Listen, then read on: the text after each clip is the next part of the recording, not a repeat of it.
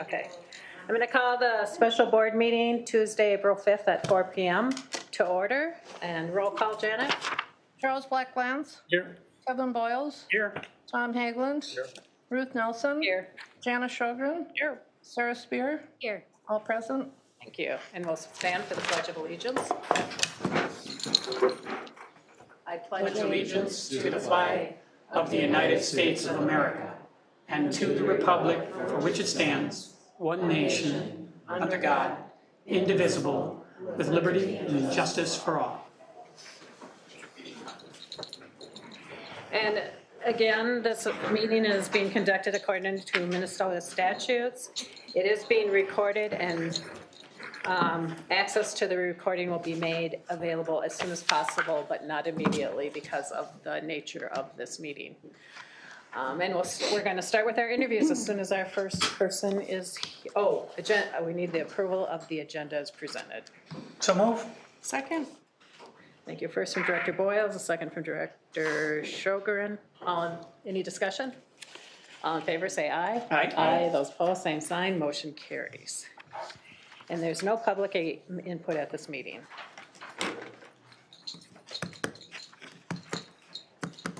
So our first interviewee will be Mr. Karsten Anderson, Superintendent of Red Wing Public Schools.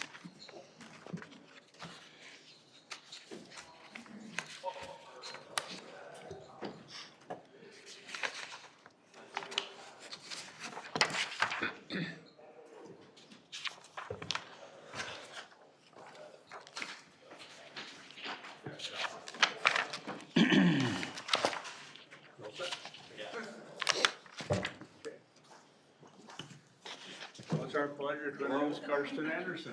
Hi there. Hi. Sarah Spear. Nice to meet you, Sarah. Kevin And Boyles? Kevin, or no? Yeah. Kevin? Yeah.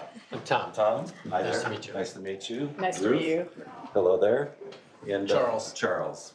Welcome, hi, I'm Jana. Hi, nice to meet Nice to you. meet you. Hopefully the roads weren't too bad for you today. You know, I came up last night, so Okay. clear sailing. It was a little surprising this morning to see all that snow. I would add that it was shocking to me when I saw the snow this morning, so. So we're going to go around. I'm going to start, and we have some questions for you, and we have just under an hour for your time, and so there's a clock right there, so we can keep I see track of that. Perfect. Okay. That's very helpful, actually. Yeah. Go. So welcome. Why don't you tell us a little bit about yourself, your education, your work history, professional achievements, and how you're prepared for this position in our district. First of all, thank you for inviting me today. It's kind of an exciting opportunity for me. And I know it takes a lot of time as school board members to go through the superintendent search, so thank you in advance. I'm Karsten Anderson, the current superintendent of Red Wing Public Schools. If you don't mind, if I could just talk about my family real quickly and then go into some of the work-related history. My partner, Emily, was born and raised in Red Wing, so she has deep roots in Minnesota. She's currently the executive director of Red Wing Arts, which is kind of an exciting venture in Red Wing. If you've ever been to Red Wing in October, we have the Fall Festival through Red Wing Arts. It's a great time to be there. So come to Red Wing, regardless of what happens here this week. We have 4 kids and a blended family. My oldest is Per, P-E-R. He's a second-year student at St. Thomas, studying mechanical engineering. He received an ROTC scholarship, so he signed a 3-year commitment to the Air Force just recently. So he's really excited about that. My next son is Hans. He's a senior in high school in Watertown, Maine, where he lives with his mom. And he was a former competitive dancer, took it very seriously, got injured, and since then he became a diver. And so he just finished in the state tournament just a few weeks ago. And he's making big decisions over the next month as he chooses a college. It's down to Carleton or Villanova. So he was saying, go Nova Nation, during the basketball tournament recently. Emily's daughter is Gabby.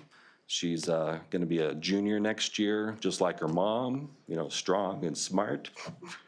And she's participating in an online school this year and just thoroughly loves it because she's also independent. She likes to do what she wants to do.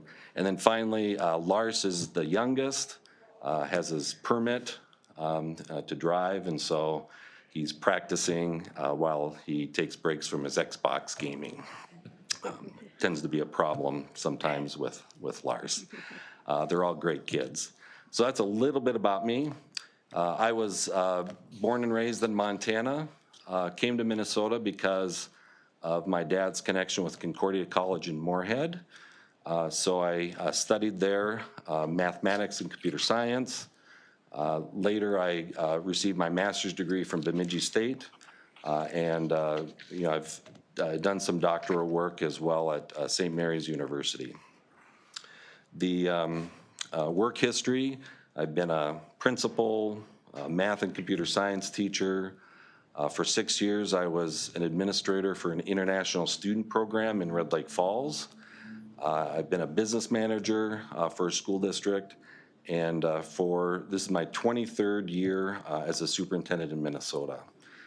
In smaller towns like Clinton, Grace, Beardsley, to Watertown Mare, which isn't too far from here, and this is my 11th year serving Red Wing students. In terms of my interest, my personal interest, I love to hike. I love to be outside. I love the fall colors.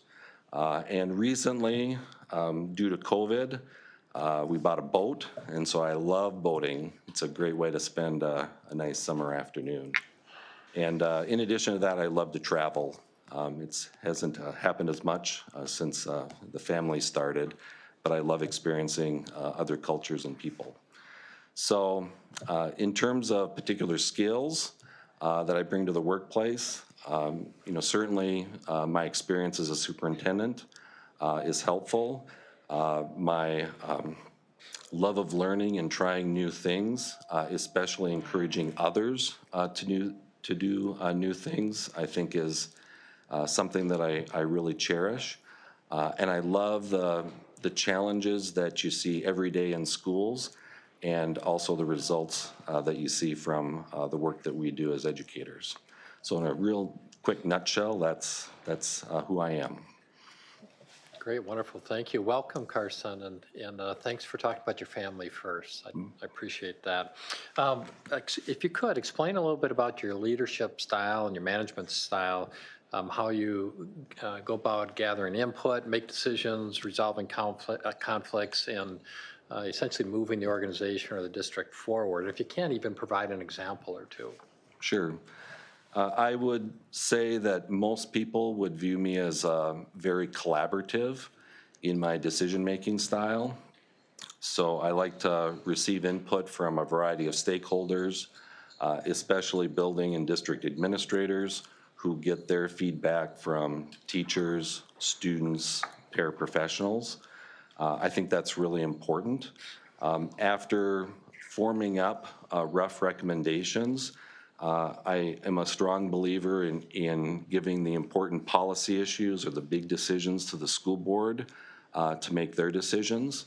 I really try to outline pros and cons as well as options that were considered or that the school board might consider, because I think it's important to be fair to all sides. We all want to make the right decision. It's not Karsten's decision, it's our decision. And so that's really, in a nutshell, that's kind of my leadership style. Sometimes that can change depending on circumstances. Certainly during COVID, we had a lot of very urgent needs that had to be done immediately. And so, you know, I took the reins much more closely as we're making these very challenging decisions. And I guess, Tom, that's kind of the example that I'd like to use. It's a little different than my collaborative style, but I think it's important because I'm really proud of the work that Red Wing educators and educators in general did during COVID. When we got the orders from the governor, we met on a Sunday afternoon. I'll never forget it. It was in the lunchroom of Red Wing High School. We had a lot of different stakeholders there, and we explained the problems. We broke them into groups. We brainstormed, and we met again to kind of determine who would do what, and then we went for it. And for the next month, we huddled, on Saturdays and Sundays and late evenings to hammer out the details, and then we presented the information to the board for their endorsement. And so, that's one example. I guess it is collaborative in nature, but it was much more regimented along the way. Obtaining feedback from stakeholders is important for all of us. And I think we're doing a couple of fairly innovative things in Red Wing to solicit input from a lot of different people. For example, we use a decision-making framework for the really big decisions. That framework was based on a racial equity analysis protocol that is used in Louisville, Kentucky. And so we took that initial framework, kind of meshed it with some work that the city of Red Wing has done, and we really outline multiple questions as far as what the issue is, what are the possible options, what are the barriers, how will the decision impact different stakeholder groups, and we really analyze the options using that framework. Sometimes it's formally, sometimes it's not formally, but we really try to analyze situations in that way. That's one example. Another example that's just starting, and I cannot take credit for it, it's our school board chair, Anna Ostendorf, has been a strong advocate for a student school board. Many schools have student representatives sitting at the table to give feedback and give information. We've taken it a step farther, and we actually are forming a student school board. Really, anyone can sign up for it. They just have to fill out the application. And the goal of that is to take important issues to the students so that they can give feedback and recommendations to the administrative team or the school board. We're really excited about it. Again, it wasn't me, it was Anna Ostendorf. All I did is say, check out Rochester, because that was where we got the model from. So those are a couple of innovative ways that we're trying to solicit feedback from stakeholders. Thank you. Great. Again, welcome, Carson. Thank you for Thank you. coming up to Brainerd for this little event here. Could you describe how you work with staff, community members, public institutions, and the community, as well as the private sector, to enhance trust between all of those parties? And maybe give us an example of an initiative that worked in building that kind of trust and partnership, please. Sure. The key word there is trust. Because whenever you're dealing with people, regardless of their work or their status, trust is the most important thing. There are different ways of doing it. One way is to make sure you're part of the fabric of the community where you work. So in my case, I believe it's critically important to live in the district where you work. And that's because you get to see people all the time in different settings. They get to know you as a person, not just the school administrator, not just an educator. They see you in daily life, and so they get to know you, your values, and how you approach things in and out of the school building. So for me, that's critically important. Also for superintendents and really school administrators and other educators in a system, it's important to be involved in all sorts of different community activities and groups. So for example, in Red Wing, I'm part of, the Rotary Club. I just signed up to be a part of the Kiwanis Club, part of different associations. We have a lot of different relationships with different groups and, various activities like that. So it's important to be part of that because we're all contributing. People are not serving us. We're working together on community-wide issues. Whenever there is work like that, if there are decisions that are being made, it's critically important to follow through with those decisions. And that's kind of that engenders trust as well, because you need to walk the talk, you need to follow through with what you promise that you're going to do. And so we make a concerted effort in Red Wing to follow through with those commitments, even though they're coming at us, all the time. In terms of employees, I think we have really good relations with our employees throughout the district. We work closely with union leaders. We have very productive and effective negotiation sessions with our bargaining groups. We conduct meet and confers sessions, not only with teachers and principals that are expected through law, but even with other bargaining groups, even though they're not required by law. And so just about a month ago, we had a great meet and confer session with our support personnel group. There's a list of about 10 to 20 items. We keep track of those lists, and then we follow through with the items of concern that have come up. Again, that's another way of enhancing trust.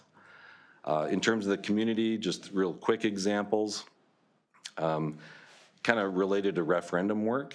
And I know you're doing this in Brainerd, which bodes well for continued support of the school. But when you say you're going to do something in a referendum, you have to do it, and you have to do it well. And you need to continually explain to the public what was promised, what you're doing, and acknowledge the weaknesses, acknowledge the things that aren't going as well as they should, but then correct them. That's really important when it comes to community support of the schools. Thank you. Welcome, Carson. Thank Thanks for you. coming in tonight, and I can completely commiserate with you. I've got a senior as well, and so we're in a very crucial month here, I know. May 1st. Yes.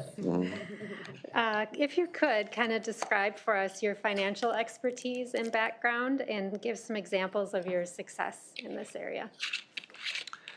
Everyone has strengths and weaknesses.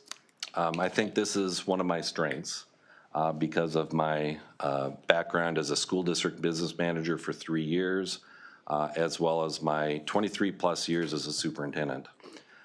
In each of the districts where I've worked, I've always had a significant role in terms of finances. So sometimes I had to be more hands-on, while working in some smaller school districts. With a larger district like Red Wing, a highly competent and experienced business manager, but I still oversee her work. I ask a lot of questions. We discuss things. But at the end of the day, the buck stops with me. And so I need to know that information and to make sure that what is being presented to the school board and the public is accurate and helpful information so you can make decisions. For 23 years, probably about 3/4 of them, maybe 4/5 of those years, I've had to lead budget reconciliation processes. It's the worst part of being a superintendent because that people's lives are impacted, by those decisions. But that's kind of a normal course of action in schools, especially when you're working in schools with declining enrollment. I know Brainerd has experienced that, especially during COVID. Red Wing has experienced it for 30 years. And so we have very strong ways of coming up with our budget reconciliation plans and then following through with it. So this year, this spring, we're planning to reduce about $1.4 million in Red Wing. And right now the debate is, do we want to use $200,000 in fund balance or not? If we don't, then we'll cut an additional $200,000. But that's how important it is. You want to make the budget each and every year. Sometimes, depending on circumstances, that may mean the need for operating levy referenda. I know that Brainerd does not have one. Red Wing does, but again, there are different circumstances. And what's needed in Red Wing may or may not be needed in Brainerd. I don't know enough about Brainerd, but sometimes that is the case. So when preparing for operating levy referendum, you need the facts, you need options, you need plans, you need a board that understands those things, and a firm recommendation that comes from the board. And then it's critical to have talking points for board members and for administrators and for teachers and the custodial leaders and the food service workers. Everyone needs those talking points so that information can be shared with the public. And, certainly in Brainerd, just like it is in Red Wing, we use social media posts, we'll have mailings, we have public presentations, those kinds of things. But really the difference is made on the ground, talking to people in conversations, sharing the stories and the needs at service group presentations, at school board meetings, sometimes even at church during coffee hour, because our role as educators is to present the information so the public can decide what they want to do with a request. But again, it always comes down to the ground game. I tell that to people all the time.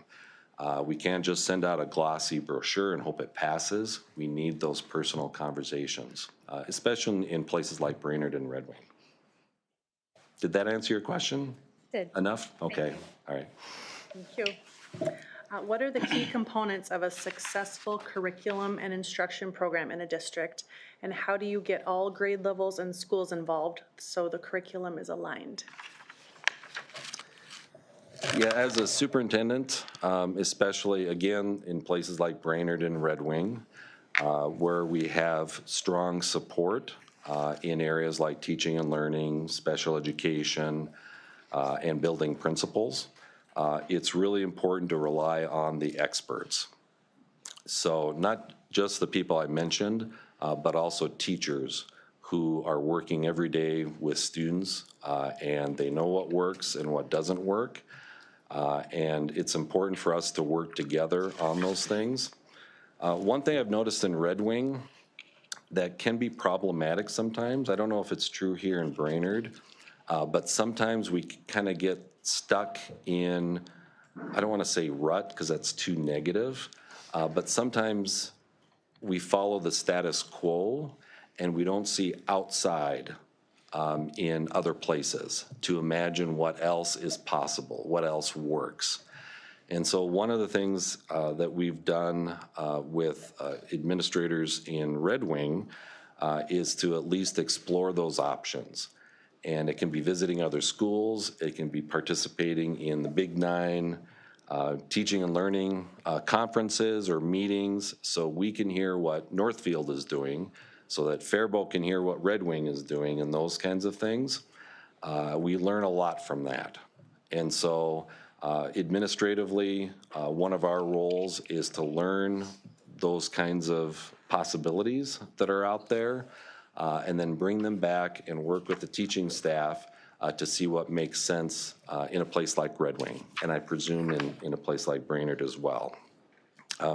We have a very strong director of teaching and learning. We've made significant enhancements in our course offerings and curriculum offerings in Red Wing, and I'm really proud of the work that Jess has done and the building principals and the teachers to really take us to the next step. One thing that also enabled us to do it is with a recent passage of an operating levy, we had specific allotments dedicated for curriculum enhancement. And we followed through with those promises in terms of implementing Wonders curriculum for English language arts, math series, and now we're exploring possibilities with our science curriculum, especially with the new science standards that are being implemented. So we're kind of at the forefront of a lot of curriculum improvements after being stagnant for many years because of budget reductions. So that's just a quick synopsis of kind of what we do in Red Wing. Next question. How do you define excellence in your administrative team? What expectations do you have of them? How do you mentor them? And how do you evaluate them? I hope I get all the components of these questions. If I miss something, feel free to let me know. The most important thing that the superintendent does is to recommend the hiring of great people, great leaders and great teachers, great employees. That makes the difference. There's no doubt about it. So earlier I was talking about operating levy referenda. No doubt that's a key component. Certainly the facilities here are unbelievable and they make a difference. They were the right thing to do and they will make a difference. But it always comes down to who is doing what in the classroom and in administrative offices in the hallways. So the most important thing that we can do to help with success of our kids is to hire great people to work for us. That can be done by having a positive environment, to have the positive messaging out to people. Certainly compensation packages are an important element too. But people will come to a district because they have a positive vibe. They'll stay in a district because it has a great culture. And that makes the biggest difference. We use the Marzano teacher evaluation model. And we also use the principal leadership model for our evaluation. Marzano, I'm not sure what Brainerd uses, but Marzano's model is based on best practice research.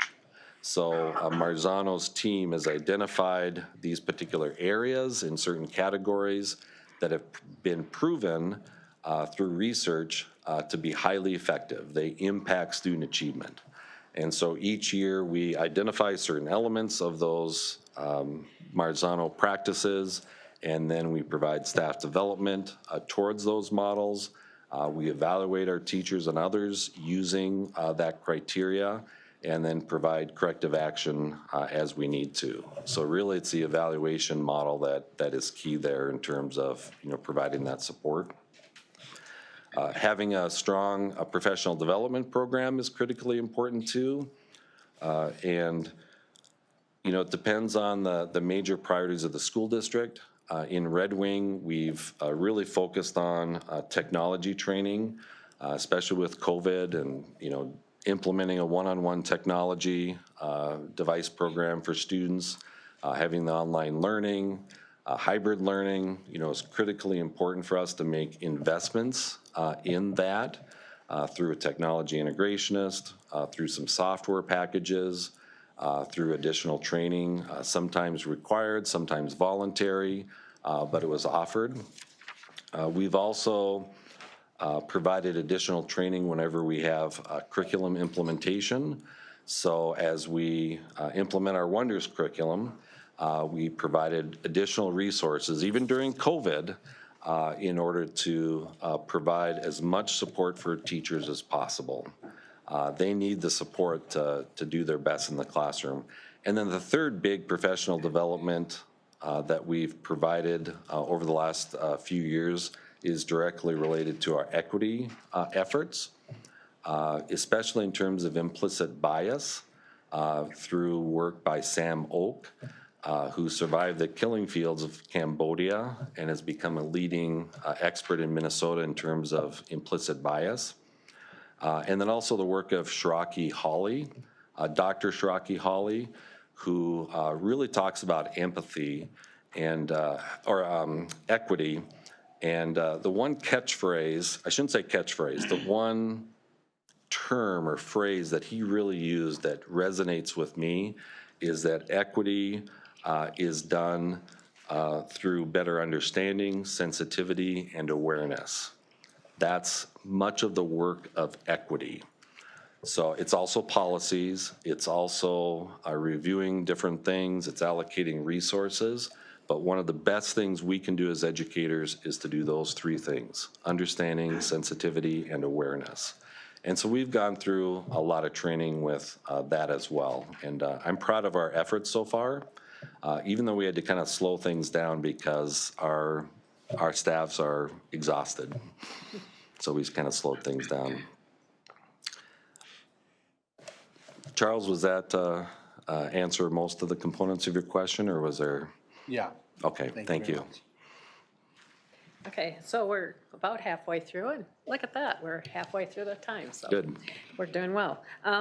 What significant challenges that schools need to consider as they plan for the future? What are the significant challenges? As you have studied our district, what unique challenges do you think we face that might be different or the same as other districts? Largely, I think there are going to be a lot of similar concerns and characteristics among most, if not all, schools, especially public schools. So from Red Wing's perspective, and I noticed this with some of the feedback, especially from building administrators, but student behavior or dysregulated behavior is a significant concern for all of us.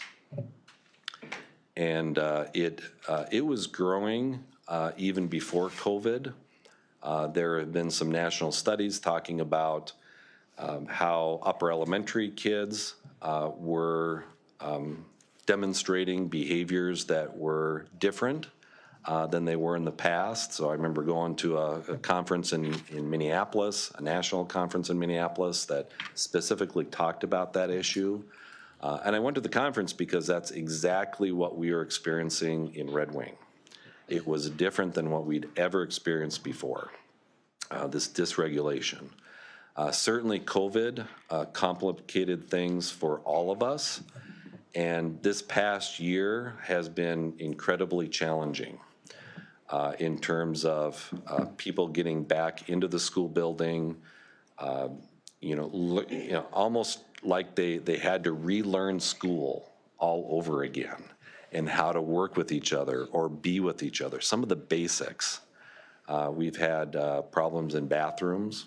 The TikTok challenges, last September and October were horrific.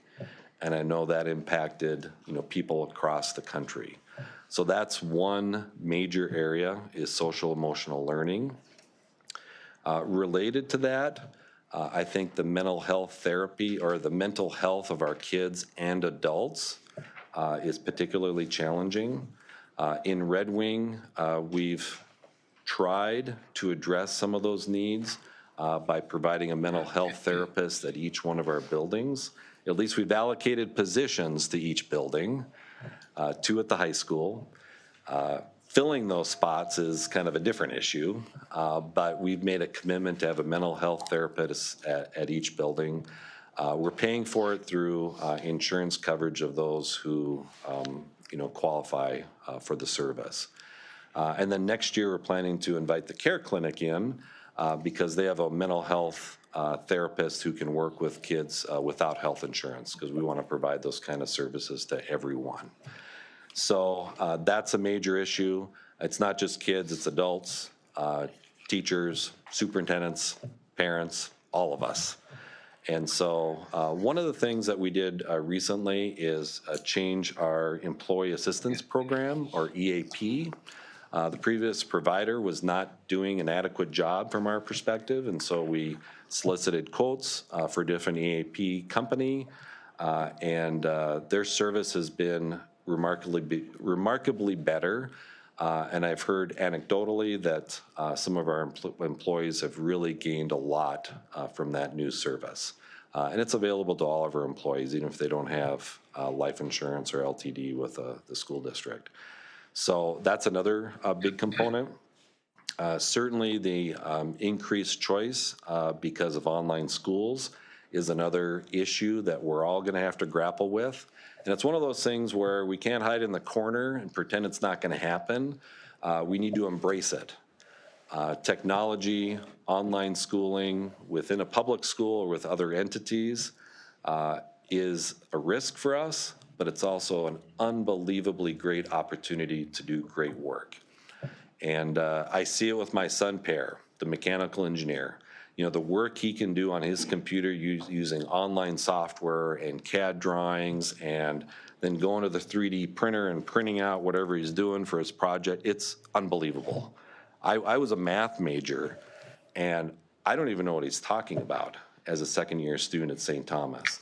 So, and that's one of the things that technology can do for us.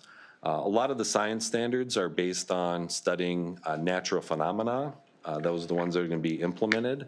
And so we're really exploring different kind of curriculum possibilities on how to meet those standards, those science standards coming into Minnesota. And some of the online opportunities there, K-12, will blow our minds away. And I'm really excited about that. So there's a risk, but there's also an opportunity with technology. More specifically, especially in Brainerd and Red Wing, is that we are relying on ESSER funds to bridge the gap between where we were before COVID and where we will be after COVID because of so many needs that we're experiencing. And so those ESSER funds will dry up with time, and so we're going to have to make tough decisions about what we can continue and what we're going to have to cut after those funds dry up. Good, thank you. Describe a project, interaction, or experience that would demonstrate your commitment to diversity, equity, and inclusion. Let's see. How about if I give a couple? Perfect. All right, perfect. Thanks, Tom. One, equity is equity work can benefit all people. And one of the things that we started this year in Red Wing is a class called Perspectives. And my fiance had a hand in kind of kicking this off because she knows this artist named Wing Huey from the cities, and he is a photographer. So, the thinking that she had was, let's bring the photographer in and let Wing Huey work with groups of people on looking at photographs and then talking about their perspectives of the photograph.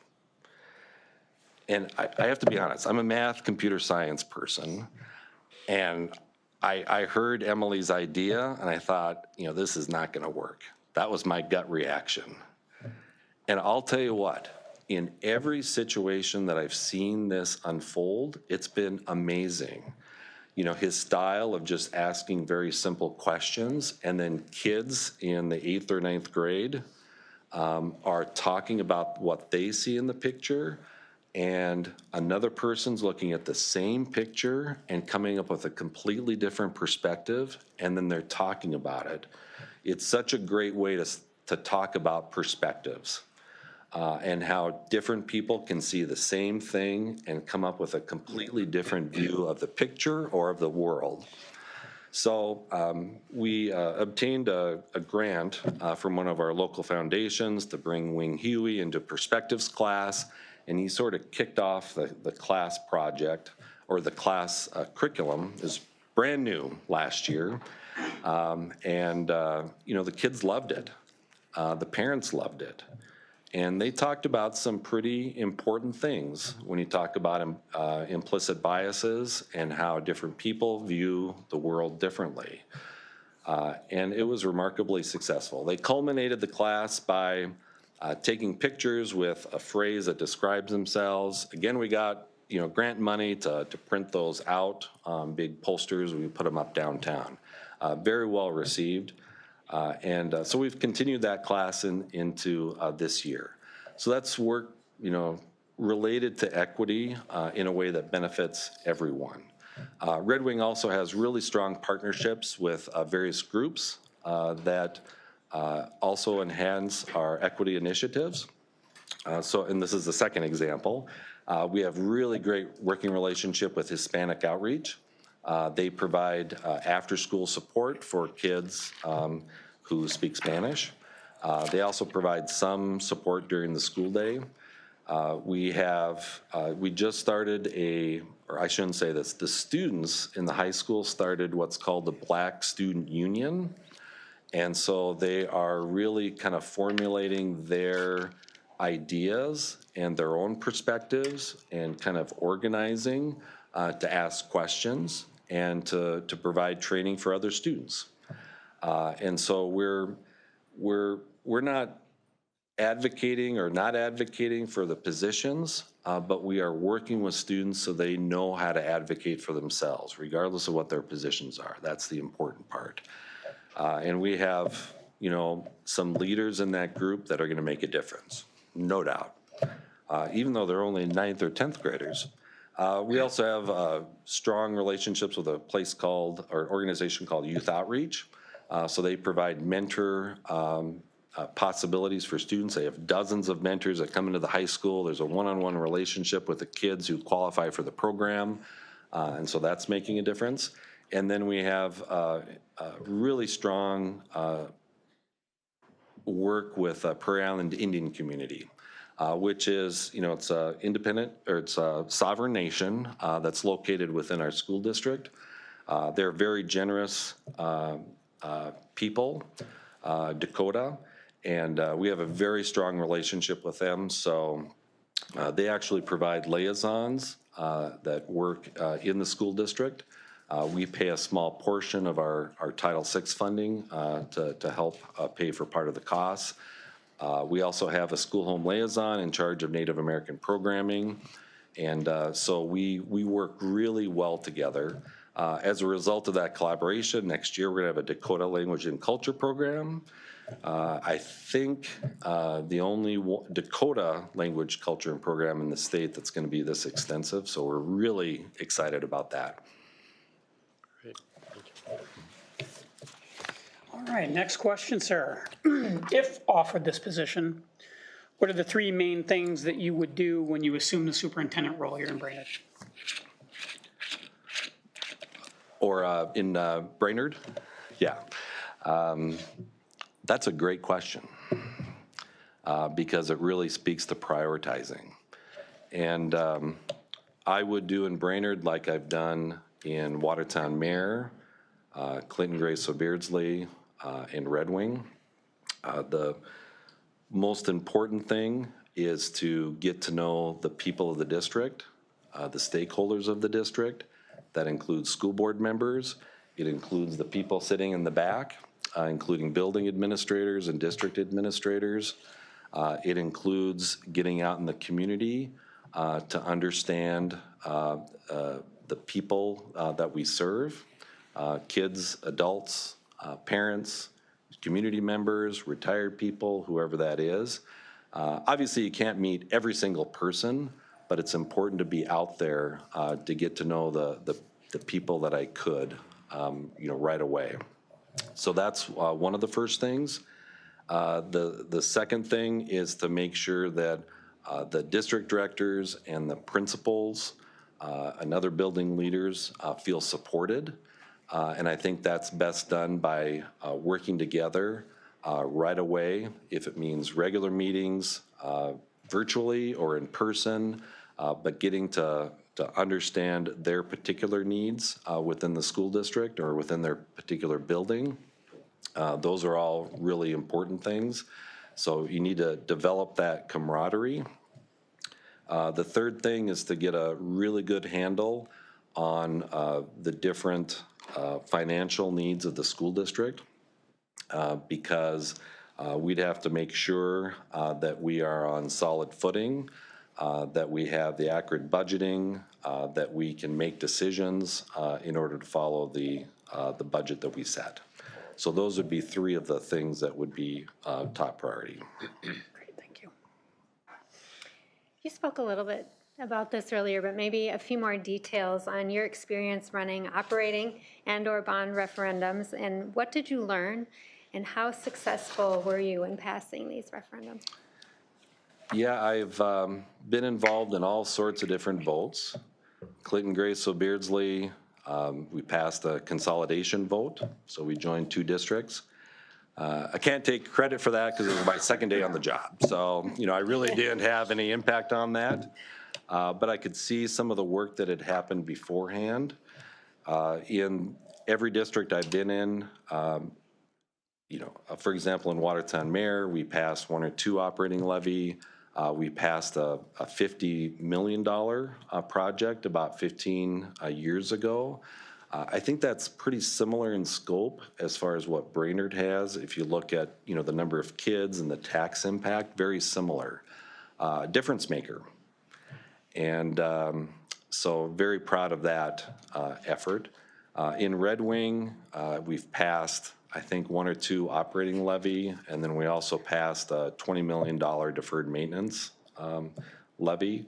So we've also lost some, or I've lost some along the way in Watertown Mare and in Red Wing. And I've learned more from the losses than I have from the wins. Clearly, the difference maker, at least in my experiences, has to do with community involvement in planning for the particular vote or the particular questions, as far as communicating the message, as far as getting informed people out to vote. Those are the things that made the difference. If we went into the vote thinking, well, communities always votes yes, or it's such a smart thing to do, there's a good chance it's going to lose. But if we are all intimately familiar with what we're proposing, then it stands a much stronger chance. So probably one of the highlights, two of the highlights of my career are related to Levy referendum campaigns. The $50 million referendum in Watertown Mare made a lot of great changes, including a brand new elementary school, but also beautiful performing arts center. And I know Brainerd also has a beautiful performing arts center. And that was a great moment for me, especially when the Minnesota Orchestra performed in our new building. That was a great time. In Red Wing, the recent operating levy referendum, I think it was about the same time you passed your building referendum. 2018, I think, is when it was, or 2019. We had a 2-part question a year after we had failed a referendum, so it's sort of a do or die for us. If it had failed, we would have lost even more money and made significantly more cuts. We had a really good plan in place. We outlined what would happen if none of them passed, if just the first one had passed, or if both of them passed. Detailed plan that was understandable by people, and they both passed. Because I think people saw the value in what we were asking for. And that's what, when people walk into the voting booth, many people want to know that their investment is going to be worth it. They don't want to just throw money away. They want to make sure that if they vote yes and the questions pass, that it is worth the money. And that's what has to be proposed, and that's what has to be continually discussed during any referendum campaign. And I know you were involved with a recent campaign here in Brainerd, and so thank you for that. Thank you. And perhaps others were too. I just happened to notice that in some communications from various sources. Thanks. What do standardized test scores tell us and not tell us about a school district? How would you address the achievement gap among groups in our district? This is one of the surprising things for me. As I said earlier, I'm a math person. I love data. I love percentages. I like tracking them, graphing them. However, every school is different in terms of their value for standardized test scores. When I was in Watertown Mare, we went through a great consensus workshop model to kind of come up with a strategic plan or educational plan. We involved nearly 100 people. We talked about what we want to see in the district, our dreams, if we could do anything we wanted. Not a single person mentioned third grade reading results or standardized test results. Not a single person. Watertown Mare has this great school district. They have good, high-achieving students. They do great work. When they graduate, they're going to college. They're entering the workforce or joining the military. They're incredibly successful, but they didn't highlight standardized test scores. In Red Wing, it's somewhat similar. There has not been a strong emphasis on standardized test scores. And I think in Red Wing's case, we need to focus more on that because we are currently lagging behind the state averages.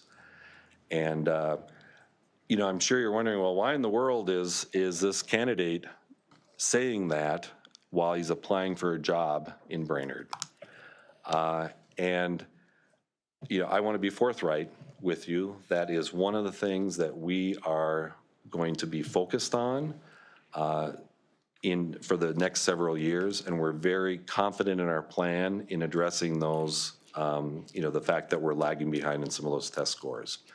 At the same time, there are more important things. And we need to teach our kids how to read well, hopefully by 3rd grade. We need to provide the supports so they can be proficient in math.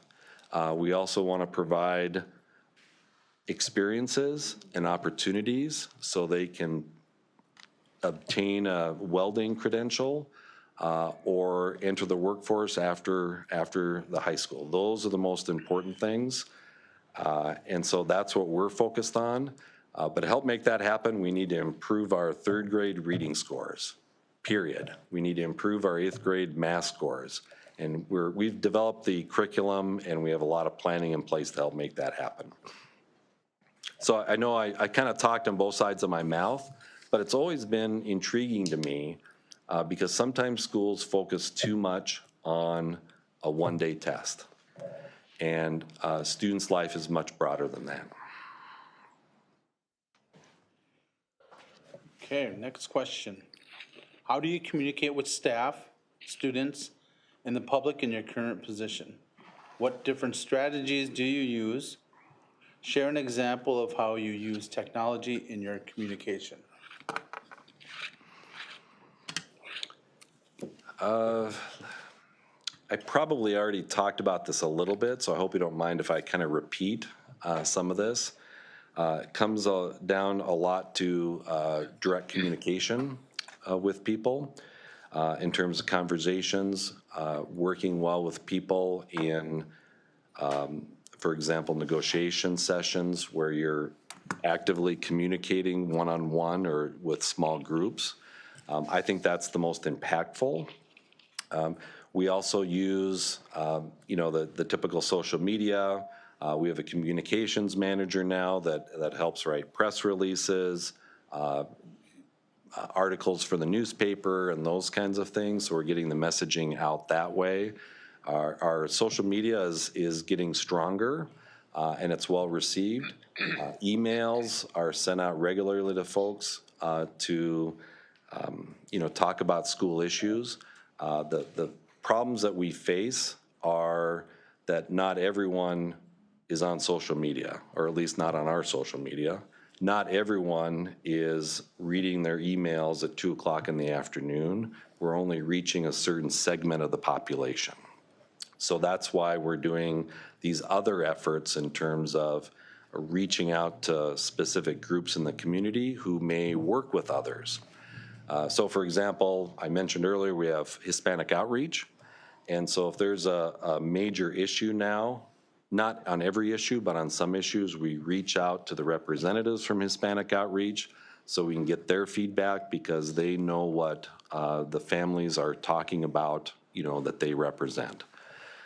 So that's, one way that we're trying to expand that. In terms of technology, a few years ago, we like to dabble in different things. Some work really well and some don't work as well. One thing that I really enjoyed and we received some good feedback on, unfortunately, I can't remember the name of the program. It's gonna bother me now. It's gonna hit me at 2 o'clock in the morning. But it was a technology platform where you can ask 2 or 3 different questions, open-ended questions. And then people would type in their responses, and then the software company actually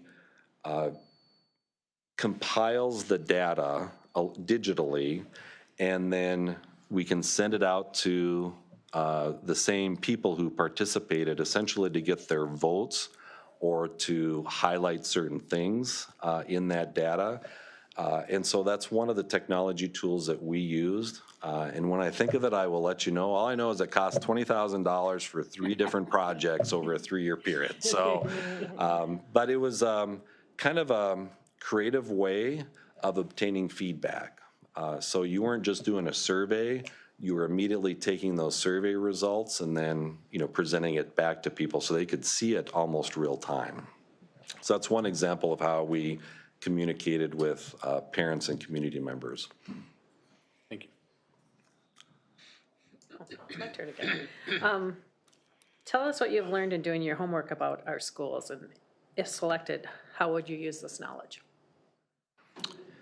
I've learned that Brainerd has caring individuals in key positions, board members, district directors, building leaders, teachers.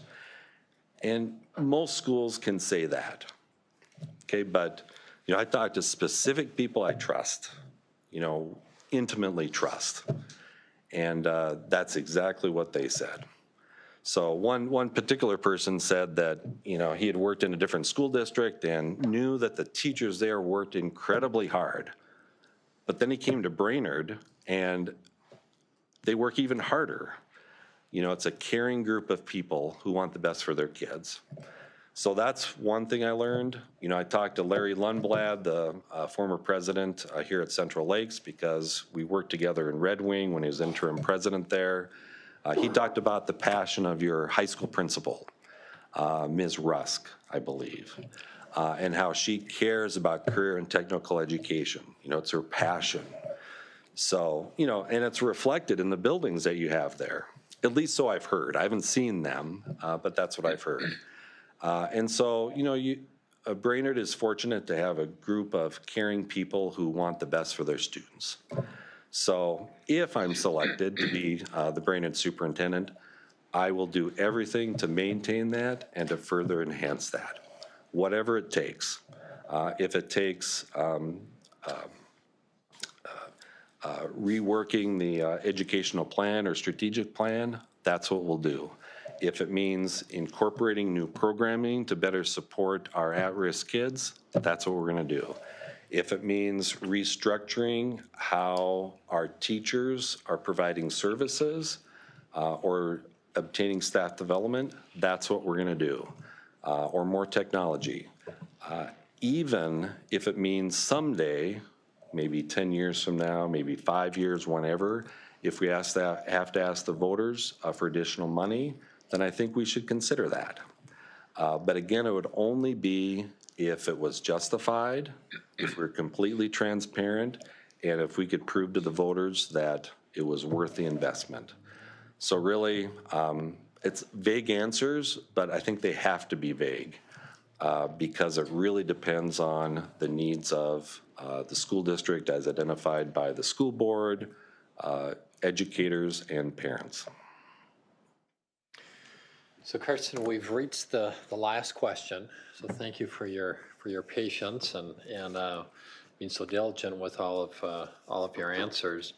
Like you, we have a number of wonderful, great candidates, so we're blessed that way. Tell us why we should hire you, and why do you want to come and be the superintendent of Brainerd School District? Well, first, I was driving to Brainerd last night in the dark after our board meeting, and I thought, you know what? Brainerd School Board had their meeting, and it's probably live streamed. So on my way, I wasn't watching it. I just turned on the audio, I promise. But I listened to the discussion. Great discussion, by the way. And so I heard about the other 5 candidates. They sound outstanding. I will tell you that. And again, I want the job. Okay, I'm trying to sell myself, but you have a great slate of candidates. And so it's really going to come down to fit. What's going to fit best with this school board, with the educators in the district, and with the community. And I don't know how I compare to others in that regard, but I do know that I'll be a very good fit. I think I'm fulfilling the needs that you have, and I think I will help you fulfill the dreams that you have. So in a nutshell, that's why I think I would be a good pick. But again, it's impossible for me to compare with other people because they sound outstanding and we all have different skills and strengths. Some of the skills and strengths that I have as we come into the process is my previous experience as a superintendent of schools. I have strong finance background, HR background. I've supervised food service, transportation, special education, every single aspect of the school district for many years. I think I'm really good at working with teams, including high-quality teams. And I know that sounds odd because who can't work with high-quality teams? Well, not everyone can because I really value the work that team members have. I value their expertise and their perspectives, and I think I'm really good at using that as we come up with collaborative recommendations or decisions. So I think that's one thing that I have in my favor, or I shouldn't say in my favor, that's one of my skill sets. And I think that can further help Brainerd Public Schools as you move into the future. Great, thank you. Thank you. So we're about at the end, but I'll just really quickly, do you have any questions for us that? You know, I've done some homework. You know, I've talked to people within the school district or with connections with the school district, so I feel really good about that. You know, I have some questions about what your next steps are with career pathway programming. I think it's, from what I've seen, it's a stellar program, but what's the next step to make it even better? I can say confidently, it's hiring a new superintendent. Yeah, our high school, which has just been redone, we're working, the person you talked to, talked about, Principal Rusk, is working really hard to incorporate more working with the community out there to get more career opportunities out into the school from other companies in the district. Yeah, actually, that is a great answer because in Red Wing, that's probably the strongest program in our district. It's the internships throughout the community. And we brought in like culinary, and we have an aviation program, so we have some really unique, great programs at the high school, but. No doubt about that. Yeah. I didn't notice healthcare, so I don't know if that's in the works or maybe I just misread it, but that might be one possible way. I think we work with CLC on the nursing program now. We used to have it in our building. I'm getting a nod from Principal Rusk, so. She would know. Yes. Yeah. So I encourage you, regardless of who you pick to be superintendent, but continue to work on those community connections and try to get as many kids and teachers out in the field because I think it's a difference maker. I know it was for me and for our teachers and students. And just real quick, I don't want to take much time, but one of the highlights of my career, school board meeting a couple of years ago after we started the internship program, a young woman who chose to go to Montana State for engineering, came up to the podium, talked about her internship experience, and I'll never forget it. She took off her shoe or her boot, put it right on the podium, and then she described how she went through every step of the process to make that boot. She helped design it. She helped color it. She worked with the leather. She worked with the stitching. She worked with the different machines to make her own boots. And of course, it was with Red Wing shoes.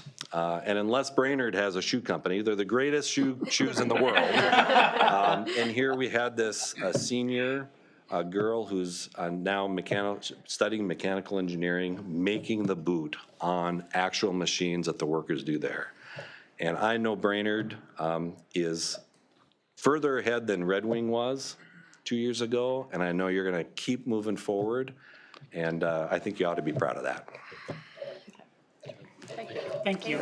All right. Thanks a lot. Thank you. Appreciate it. Thank you. We'll see you later. And I don't know who Principal Rusk is. Regardless, we'll be up to visit your new building. Great, you'll love it. All right, see you later. Thanks. Sure. Right.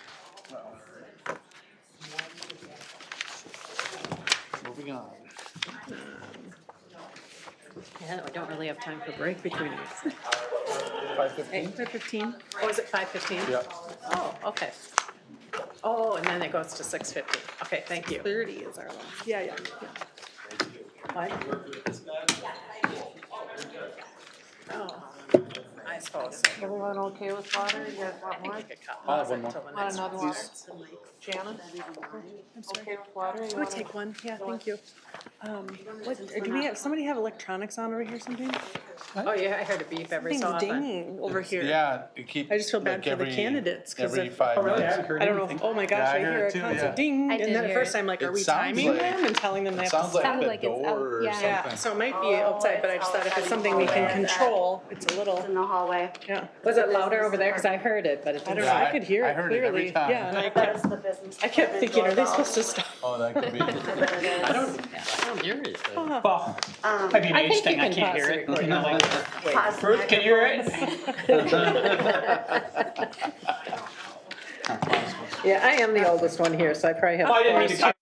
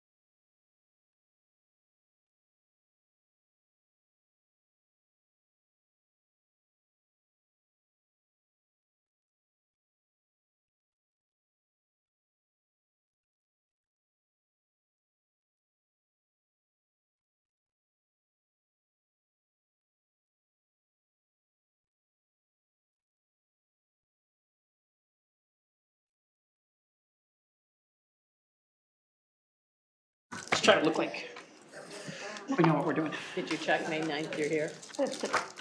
Did you double check that's the time of it? It's my pleasure to introduce you to Mr. Eric Schneider. He's the Chief Academic Officer at Ed Insights, headquarters in Chicago. Living in Chanhassen.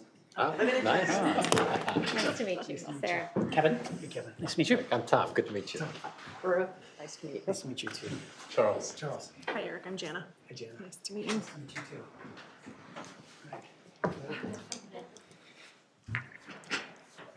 Okay, well, welcome, and I hope you had an okay drive up here today. A little sloppy. A little sloppy. Yeah. But not slippery, I hope. Nope, it was great. Yeah, thank you.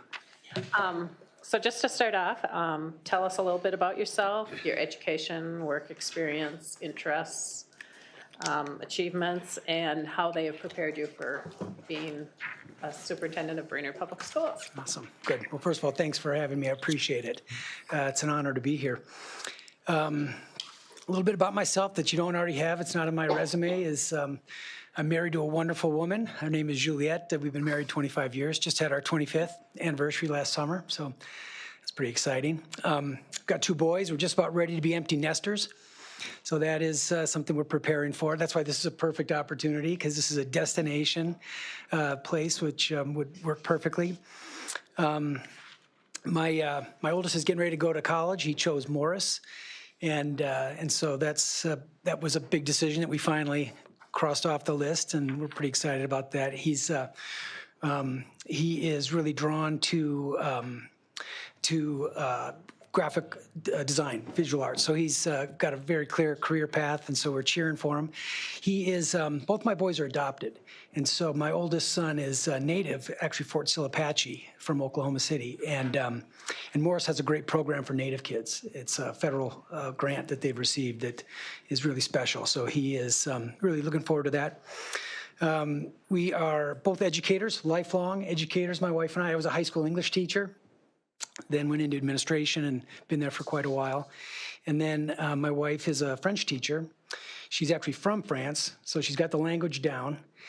She loves teaching. We both have dedicated our lives to it, and so she is teaching at Eden Prairie High School.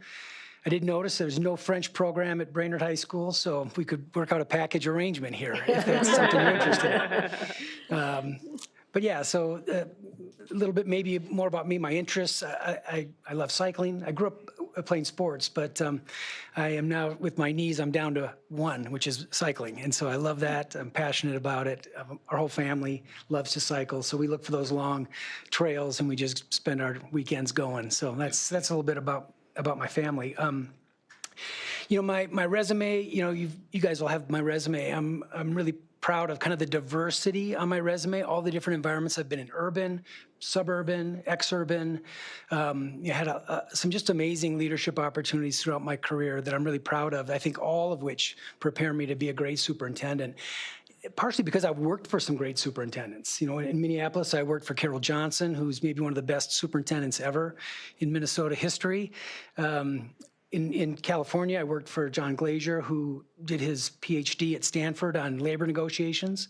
So I learned a lot from John. And most recently in Minnetonka with Dennis Peterson, who is absolutely brilliant when it comes to enrollment. And I know that's an issue here in Brainerd. So all the work that we did in Minnetonka around tracking enrollment closely, making sure that we were pulling in our families and that we were the school of choice for all of our families was extremely important every day. So, those experiences, I think, really position me well for this opportunity.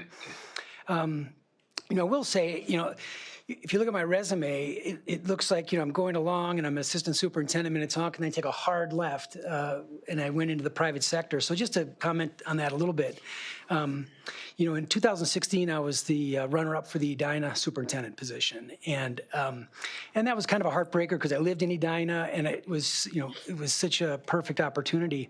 But when it didn't go my way, the board in Minnetonka offered me a new contract in an effort to get me not to look at other opportunities. And in that contract was a nice financial bump, but also the chance to consult. because there were a lot of folks inquiring, wanting to know how we were doing certain things in Minnetonka. And so my contract gave me the permission to do that, which was interesting for me. What I didn't expect was it just blew up. There were, the consulting that I was doing became extensive. And we had 40 districts across the country, 15 states that we were supporting, myself and then some other folks that I hired.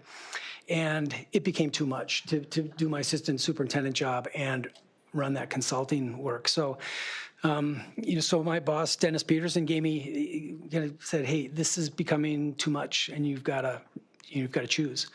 Now, who saw a pandemic coming like 3 months after? And luckily, my company was acquired by a Chicago group who I still work for, and so I was really fortunate in that way. But with that pandemic, just the oxygen went out of the room when it came to consulting, and so we lost a lot of contracts. And I was going to say surreptitiously, but I was able to jump over to another company within this investors group called Acceleration Academy. So it's on my resume as well. It's a dropout re-engagement program, and it is a national network of academies. And essentially, kind of long story short, I went right back to being an assistant superintendent, but in the private sector, because I was running academies across the country. And in the pandemic, which meant, just like all of you are doing, we were wrestling with masks, we were wrestling with all kinds of how do we do remote learning. So I really fell right back into an assistant superintendent job, even though it's in the private sector. And more recently, with the software side of the company, I've been designing an online course catalog. Again, because in the pandemic, school districts realized they need to catch up when it comes to remote learning, and online courses is the best way to do that. So even though it looks like I've been in the private sector, I've really been doing a lot of what I had been doing as an assistant superintendent, but without what I consider to be the most important part, which is really working on the front line in a community with teachers and students and really doing what I love, what I'm called to do. And so I talked to my wife back around Christmas and said, I want to get back into public service. And so we agreed that this was the right time, and so I put my name out there for a few positions, and that's what really brings me here today. I do feel like my 30 years in education have really prepared me really well to be a superintendent, almost uniquely, because I've worked for some amazing superintendents. I've been given some incredible leadership opportunities. And when I look at Brainerd, what I really see is, and again, I know the profile talks a lot about finances, and I think maybe 4 out of the top 5 skills are finance related. But I really believe it's really not just finances that are important here. It's really leadership.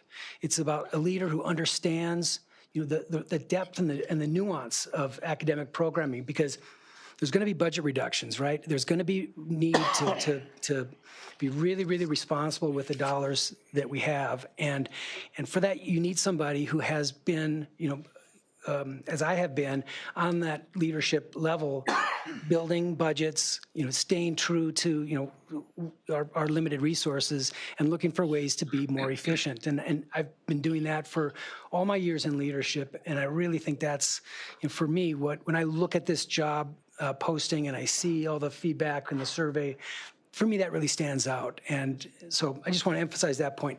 When you look at my letters of recommendation, and I'm really fortunate to have some people say some nice things about me, I think there's 3 things that really stand out.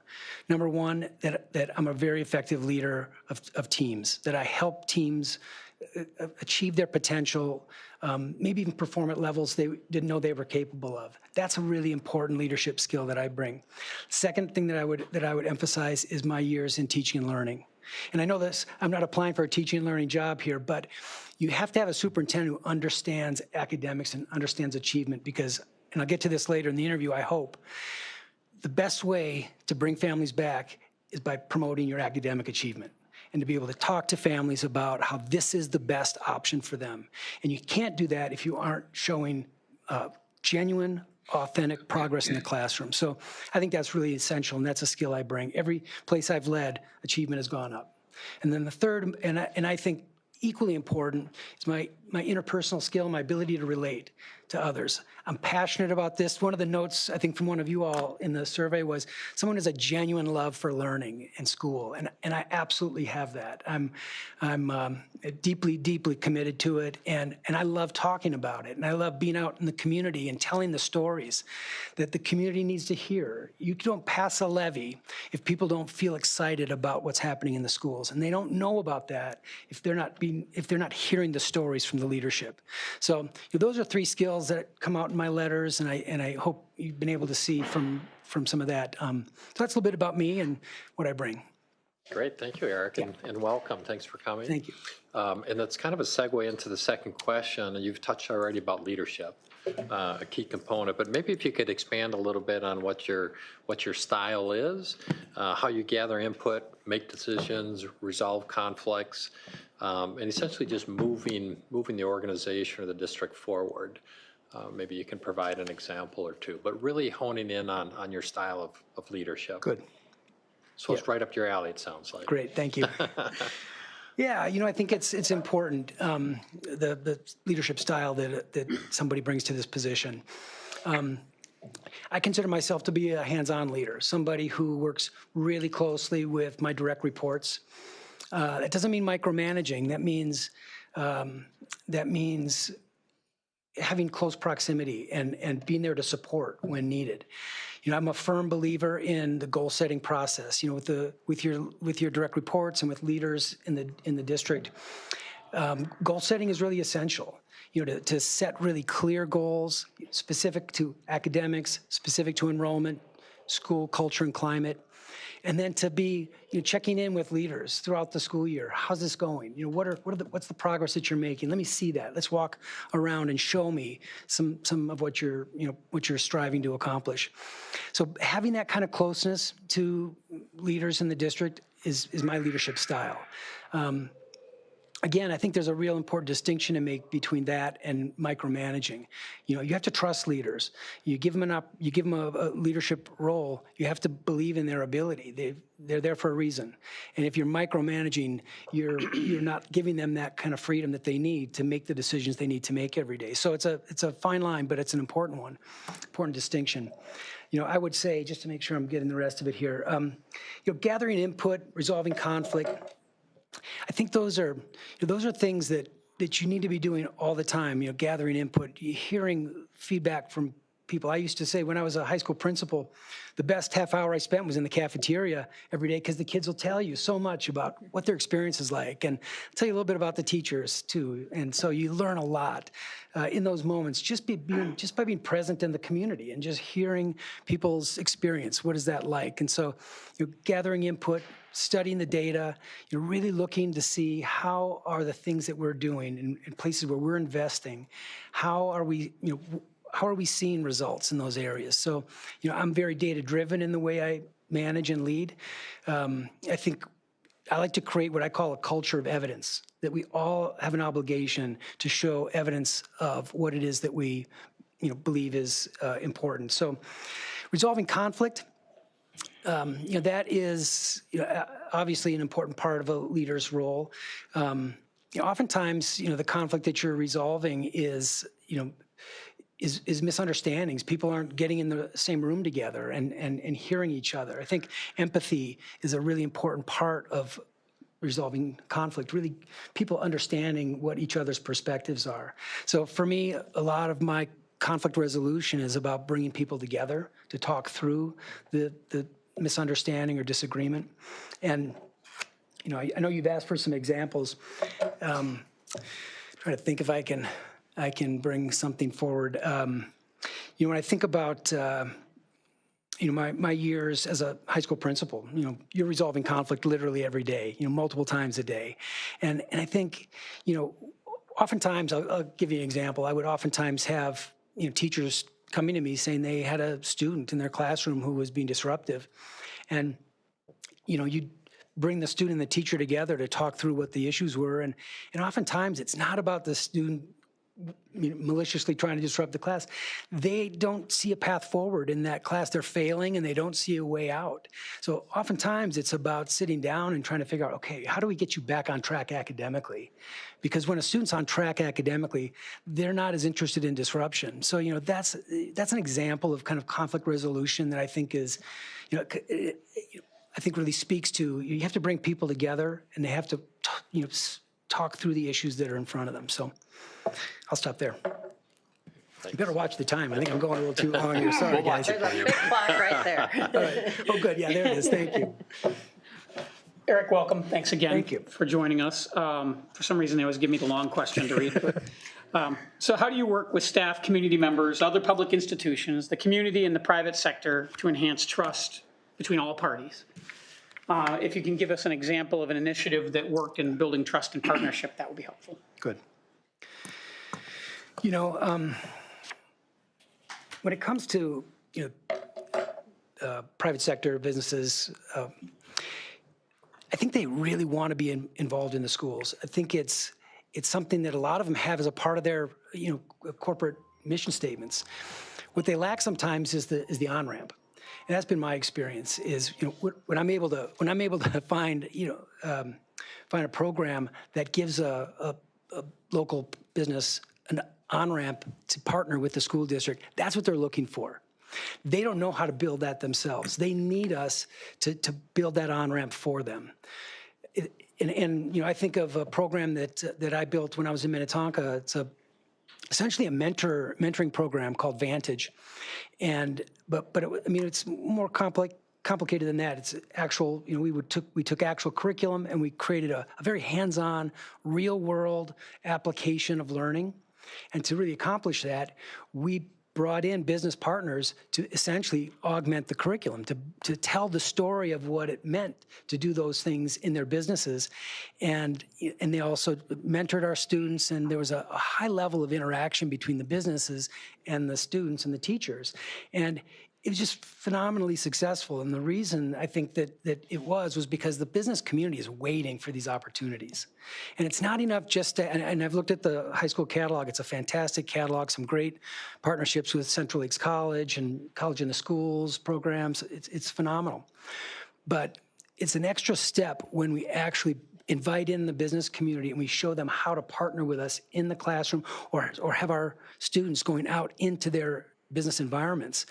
That's when it really happens, and that's when I think the magic starts to occur. And in my experience, that's when you see a community overwhelmingly support an operating levy, is when they see that kind of interaction between the schools and the business community.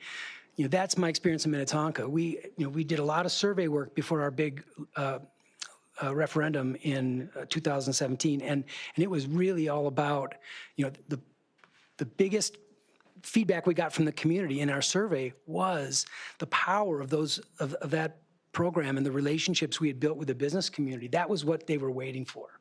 So I see that as a really powerful way forward here in Brainerd. I know there's concern about a levy and what that would look like, one of the few districts without an operating levy, and I know that's a concern. But I think a way to really close the gap there is to be bringing the business community into the classroom, going out into their environment, building those kind of relationships. And I have done that, and I've seen it work. So I'll emphasize that point. But you also talk here a little bit about, in the question, you talk about staff and the general community at large. And you talk about building trust. And, I think building trusting relationships within the district, across staff, out in the community, is really about really making and keeping promises. It's about being showing up every day, having a very consistent message, and not wavering from that. Because the community staff, they're watching you to see how good are your promises. Do you follow up? Is this really going to happen the way you're describing it? And so I think a really important part of building those trusting relationships with staff, with the community, businesses, what have you, is the follow-through. It's being absolutely committed to keeping the promises that you make. If you say you're going to do something, it has to happen. And just knowing that every day people are watching for that. They're watching to see how trustworthy you are, how credible you are. And in my experience, when we as school leaders meet that expectation and we're trustworthy and we're credible and we're transparent, people are hungry to work with us and they want to be a part of the schools. And everywhere I've been able to successfully build that kind of trust. And it shows up in my letters of recommendation, and I think the same thing is really possible here. Thank you. Welcome, Eric. Thank you for being here tonight. You talked a little bit about the connection between finance and programs, so maybe describe a little bit more for us your financial expertise and background and give some examples of your success in this area. Sure. Yeah, I think, I've been managing budgets for, 20 years. And so, I think just being a budget manager and knowing the responsibility that comes with that, these are taxpayer dollars, need to be handled carefully. That's an important obligation that we all bring. In the different places I've worked, I've seen some different approaches to budget management. I think probably the most, it's the hardest, but I think it's probably the most beneficial is the kind of modified zero-based budgeting, where we don't just roll budgets forward, but every year we have to defend, what is the need, and every year budgets are essentially built from scratch. It's more labor intensive, but you do find inefficiencies, you do find ways to trim back budgets, and I really believe that kind of an approach is going to be important here. Again, because I think we need to be, as we're thinking on the one hand about going to the voters for a levy, we have to simultaneously be showing really excellent fiscal stewardship and showing that we are doing everything we can to run a very efficient organization. And that shows up in how we budget. I look at, in Minnetonka, before I got there was a move away from a 7-period day to a 6-period day, and the number one reason was finances, that we could save $1 million plus in operating dollars. Now, I know the high school here is on a 7-period day, and I don't want anyone to throw anything at me from behind if I talk about moving from 7 to 6, because I love the 7-period day schedule. You have far more electives as a student. It's a rich schedule. But if we're really doing our jobs here and looking at every possible efficiency, we have to look at how we build our schedules. Staffing is our number one most expensive item in our budgets, and that's where, and you all see this when you look at the budgets as well, that's where we have the best opportunity to tighten up our expenditures. And so, I would look at things like scheduling and programming to see how can we be more efficient in those areas. So, when it comes to programming, I think it's very similar in that, we've got to be very committed to efficiency. And it's not just the academic program. This is in all aspects of operations. This is in transportation. This is in food service. This is all across the district. We have to look for ways to be more efficient.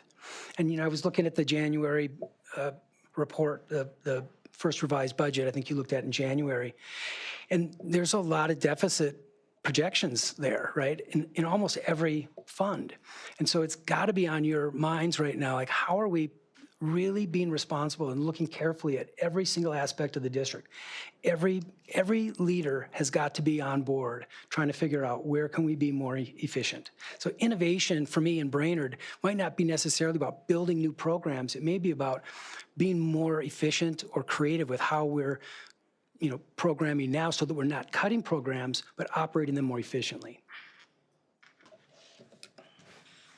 Thank you. Thank you. Thanks, Eric. What are the key components of a successful curriculum and instruction program in a district? And how do you get all grade levels and schools involved so the curriculum is aligned?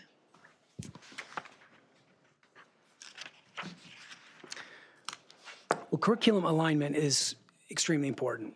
And it's something that I think a lot of districts struggle with because you've got 3 school levels and they don't often interact. And it's expensive to bring them all together. And so we oftentimes don't do that. And it leads to, I think some casual sort of assumptions about what's being taught at each level, especially at those handoff years between elementary and middle, between middle and high school. And so I think, to take the time to focus on, especially those transition years, to make sure that there's alignment is that's time well spent. So I think that's important. But the first part of the question is just successful curriculum instruction, I think is related to that second part because it really is about a clearly articulated program. And again, no, I don't mean to cause any offense, but when I'm on the teaching and learning page today and I'm clicking on the links, they don't work. And that's, for me, that's a sign like we've got to really take this seriously and we've got to make sure that all of our curriculum maps are up to date and they're accessible for the community, for staff. It's a part of the work that is it's absolutely essential. It's our core mission to ensure that students are learning at high levels every day, and that means we've got to have an academic program that is absolutely defensible, that we can show at any moment's notice exactly how we matriculate through every content area. So, it's not glamorous, it's not fancy, but it's really hard work of sitting down and mapping out your academic program and paying special attention to those transition years. I've done this work in throughout 3 different districts. I was leading teaching and learning, Minneapolis, Osseo, and Minnetonka, and it's not different in any one school district. It's literally the same process, and it's about a careful mapping against the state standards. It's about designing engaging learning for students at the local level, and I put an emphasis on the word engaging because that's really the magic of an academic program is having engaging instruction, and then having it very clearly mapped. And for me, the real test when I look at any academic program is when I look at the common summative assessments. When I look at what are teachers in any content area expecting at the end of a unit, and how is that data being studied? If it's not being studied on a trend line, looking at multiple years of student progress, then we're not there yet. If we're not able to sit and look at all of our common summative assessments in every content area and be able to almost predict where each grade level should be the next year, then we're not there yet. And there's a lot of work that we can do in data analysis to make sure that our programming is really strong. The data, is. We have the data. What we don't always have is the analysis, right? The ability to really look carefully at what is the data telling us. And that's got to be drilled down to every single classroom. It's not good enough to talk about second grade or third grade. We've got to talk about every individual teacher's classroom. It's essential if we want to make sure that we know that we've got a successful program, and for continuous improvement purposes, you've got to know where the weak points are.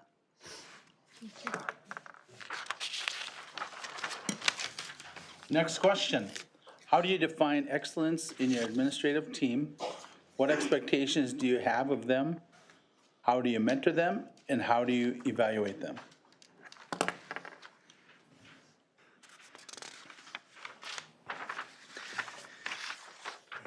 Well, I think excellence in your administrative team is the aspiration, right? We want to have that feeling across our team that we are a team of excellence. That's our expectation every day, and that we've got evidence to show that we are, if not there, we're on our way, right?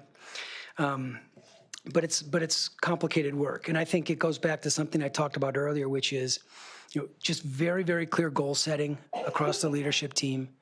That's a process that really begins in August.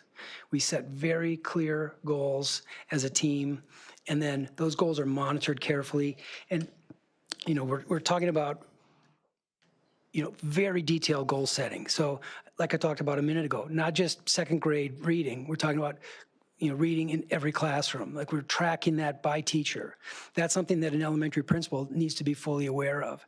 And they need to be watching those data carefully.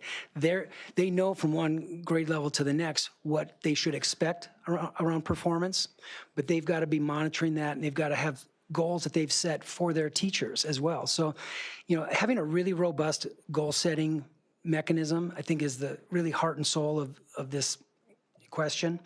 The reality is, we want our leaders to set ambitious goals. We want them to aspire to higher levels of performance. And so that's where some of the tension comes, right? That between the superintendent and the principals, I'm going to set goals that might seem a little difficult for those principals to hit. That's I think, important in the relationship between the superintendent and the site leaders. Now, I'm going to do the best I can to provide the resources and the support that you need to get there. You need to talk to me about what that is. But we're not going to be satisfied with the same level of progress from one year after another. We've got to have an aspirational goal, because without that, we're not going to be an excellent team. We're going to be an okay team.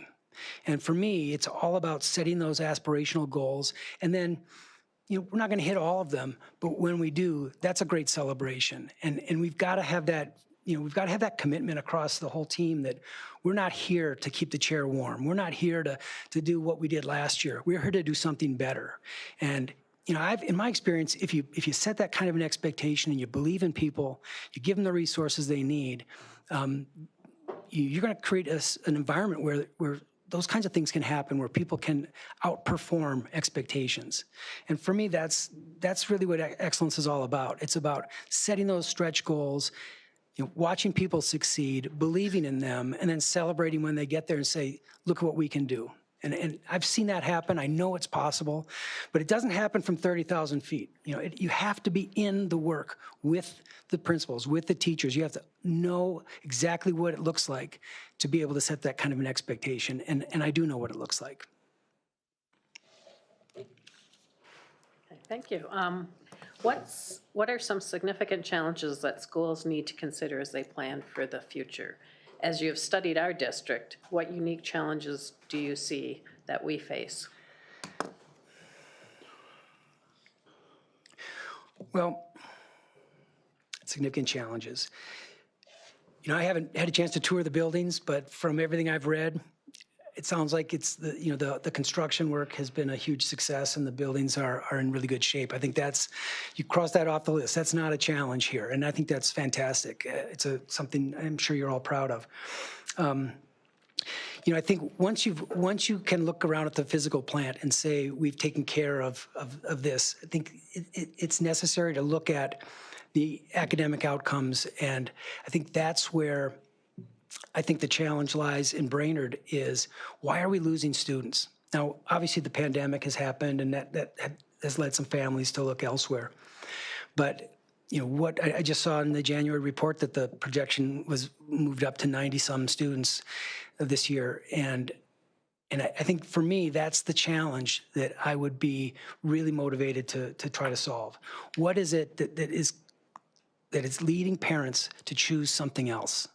And whether it's school climate, academic outcomes, I would want to find that out. I'm sure you do too. And maybe it's not something we can fix, but we have to find out. And for me, that's the significant challenge. I know from just reading the survey and the notes that, well, obviously the elementary schools won the blue ribbon in 2014. That was a pretty amazing feat. But that's 8 years ago, so we have to keep focused and make sure that the program continues to be strong. I've gone through the high school catalog, and it's pretty strong. I like what I see as far as course offerings and the diversity there.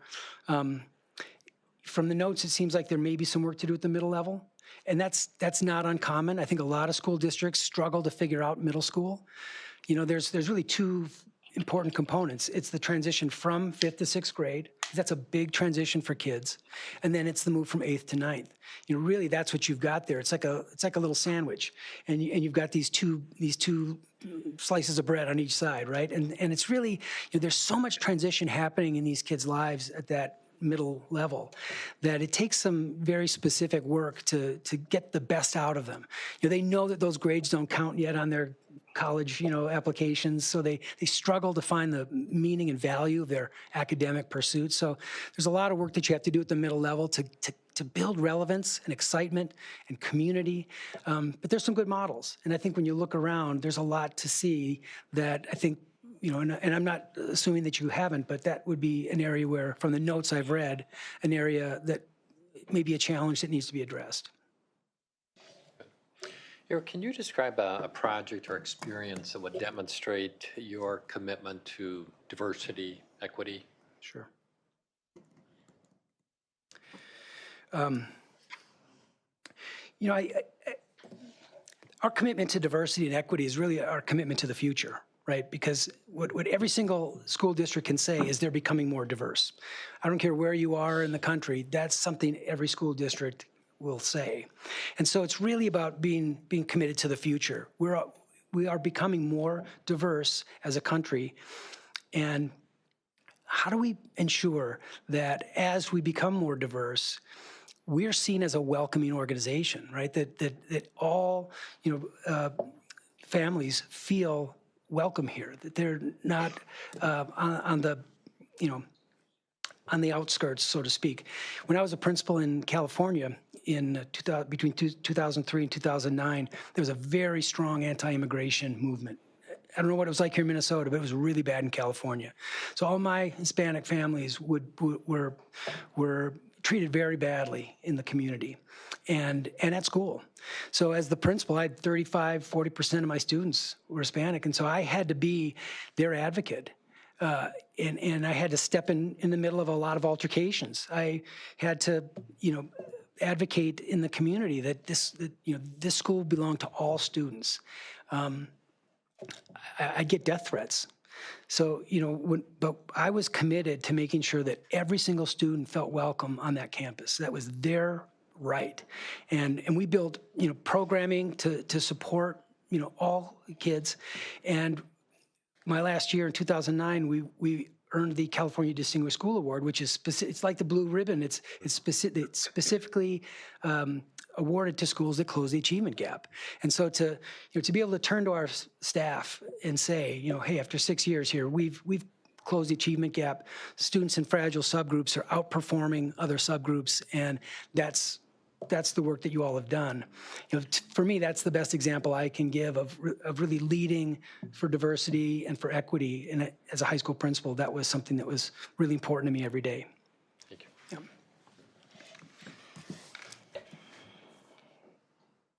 If you were offered the position here in Brainerd, what are the 3 main things you would do when you assume the position of superintendent? Great. So number one for me is communication. I feel like, when I'm on the Brainerd website, there's 11 tabs there. There's really only one that someone can go to and learn, get updates from the district. It's the Blueprint 181 about the construction. And that is, when I click on there and I look at the updates there, the last update's July. That's 8 months ago. So, I feel like, if I'm coming to the website, I need to be just immediately presented with stories of the amazing things happening in this district, right? That's got to be something that we get committed to as a board, as a leadership group. We've got to start telling the story here so that our community gets excited about what they've invested in. That's really important. So as I look across the district, one of the first orders of business for me is to really focus on communication, to really look at how are we telling our story, what's our position on marketing, because I think there are great stories here to tell, and I don't know if they're being told the way they need to. I know there was an open house, Career Tech Ed open house in January, which looked great. I saw it on the Economic Development Corporation's website, right? They tweeted it out, and they had some nice blurbs about it. But I had a hard time finding that on the district website. So I could find it on the Economic Development Corporation's website, but I had a harder time finding it here. So I just think it's really putting those stories front center. I think that's really important. And if we're going to build an on-ramp to a levy, that's got to become a practice that we're all committed to. And I know you all stepped up when the construction bond was being voted on. You were all out in the community, and that shows that you have the passion and the commitment to do this. I think we need to start building that runway toward a levy and be able to say, how do we start bringing the community in and having them share in the excitement of what this district is doing. So that's number one. I think for me, number two is about operational efficiency. I just think we've got to look at the budget. We've got to figure out how do we do better with less? How do we, what are our opportunities to tighten the budget? I think that, I know you've already been doing it, so I don't mean to presume that you're not. I'm just saying that to me, when you ask what are my three top things, first is communication. Second is to focus on operating efficiency, right? And then the third thing I would say would be, to really, focus on that academic program. Because here's the reality. If we're going to start telling the great story of Brainerd Public Schools, we've got to be talking about academic outcomes. We can talk about programming, and we can talk about athletics, and we can talk about activities, which are phenomenal. But the heart and soul of what we do is math, reading. We've got to be able to turn to our community and say, we're beating the odds. We're outperforming previous results. It's happening here. This is where you need to be with your families, with your students. So for me, those are the three things. Number one is communication. Number two is operating efficiency. And number three is to really drill into the academic program and find where do we need to move resources so that we are getting the outcomes we need, because that's the story we want to tell. Thank you, Eric. Could you share your experience with operating and/or bond referendums, and what did you learn, and how successful were you in passing these? Well, the last one I worked on, we passed it at 80%, so successful. And what I think was really important about it were a couple of things. First of all, the runway leading up to it, Minnetonka is really a model for how do you communicate your story to the community, right? And I think that's why I talked here tonight about that. That's essential. We got to start doing that now. So a lot of that kind of communication precedes a successful levy. When you get close and when the board is all in agreement that this is the right time, and I don't know when that is, if that's 2, 3, 4, 5 years off, I don't know. But once you all have agreement there, then we need to really survey the community and find out what's their appetite, what's their comfort level, because we don't want to, overshoot, so to speak, when we go to the community. We have to know exactly what we need and exactly what they're willing to provide, and we have to fit within that. In Minnetonka, we did something interesting. We had a trigger. So I can't remember if it was 3 or 4 years after the initial passing of the levy, it triggered a second round. So we asked for just what we needed to get through the first few, and then when we hit that next threshold where we needed something additional, the levy triggered that. So it was a 2-tier levy. And what the voters really appreciated was we weren't asking for more than we needed when we needed it. And so to be able to work within what the community is ready to support is essential. Then you've got to really provide the information. You've got to be ready to provide whatever information people need, whether it's the yes campaign or the no campaign. We don't get to be the yes campaign. We get to be the folks providing the information that people request. But again, if we've done our work, then by the time we get there, we're talking about fantastic academic outcomes. We're talking about successful, innovative programming. We're talking about operating efficiencies that we've been working on for 3, 4 years. And that's the story we get to tell. Thank you. Thank you. Well, we've talked a lot about achievement, but I guess we'll ask you specifically, what do standardized test scores tell us and not tell us about a school district? And how would you address the achievement gap among groups in our district? Great. Well, standardized test scores are important, and it's a small slice of the academic pie, right? But it's an important slice, and it's what folks have come to agree on are the essential standards, the most important when it comes to literacy, reading and math, writing, science. So we have to really honor and respect what the standardized tests are asking us to measure. And that is very, very important learning for our kids to be successful in life. So, I'm not someone who's going to criticize standardized testing. I believe in it.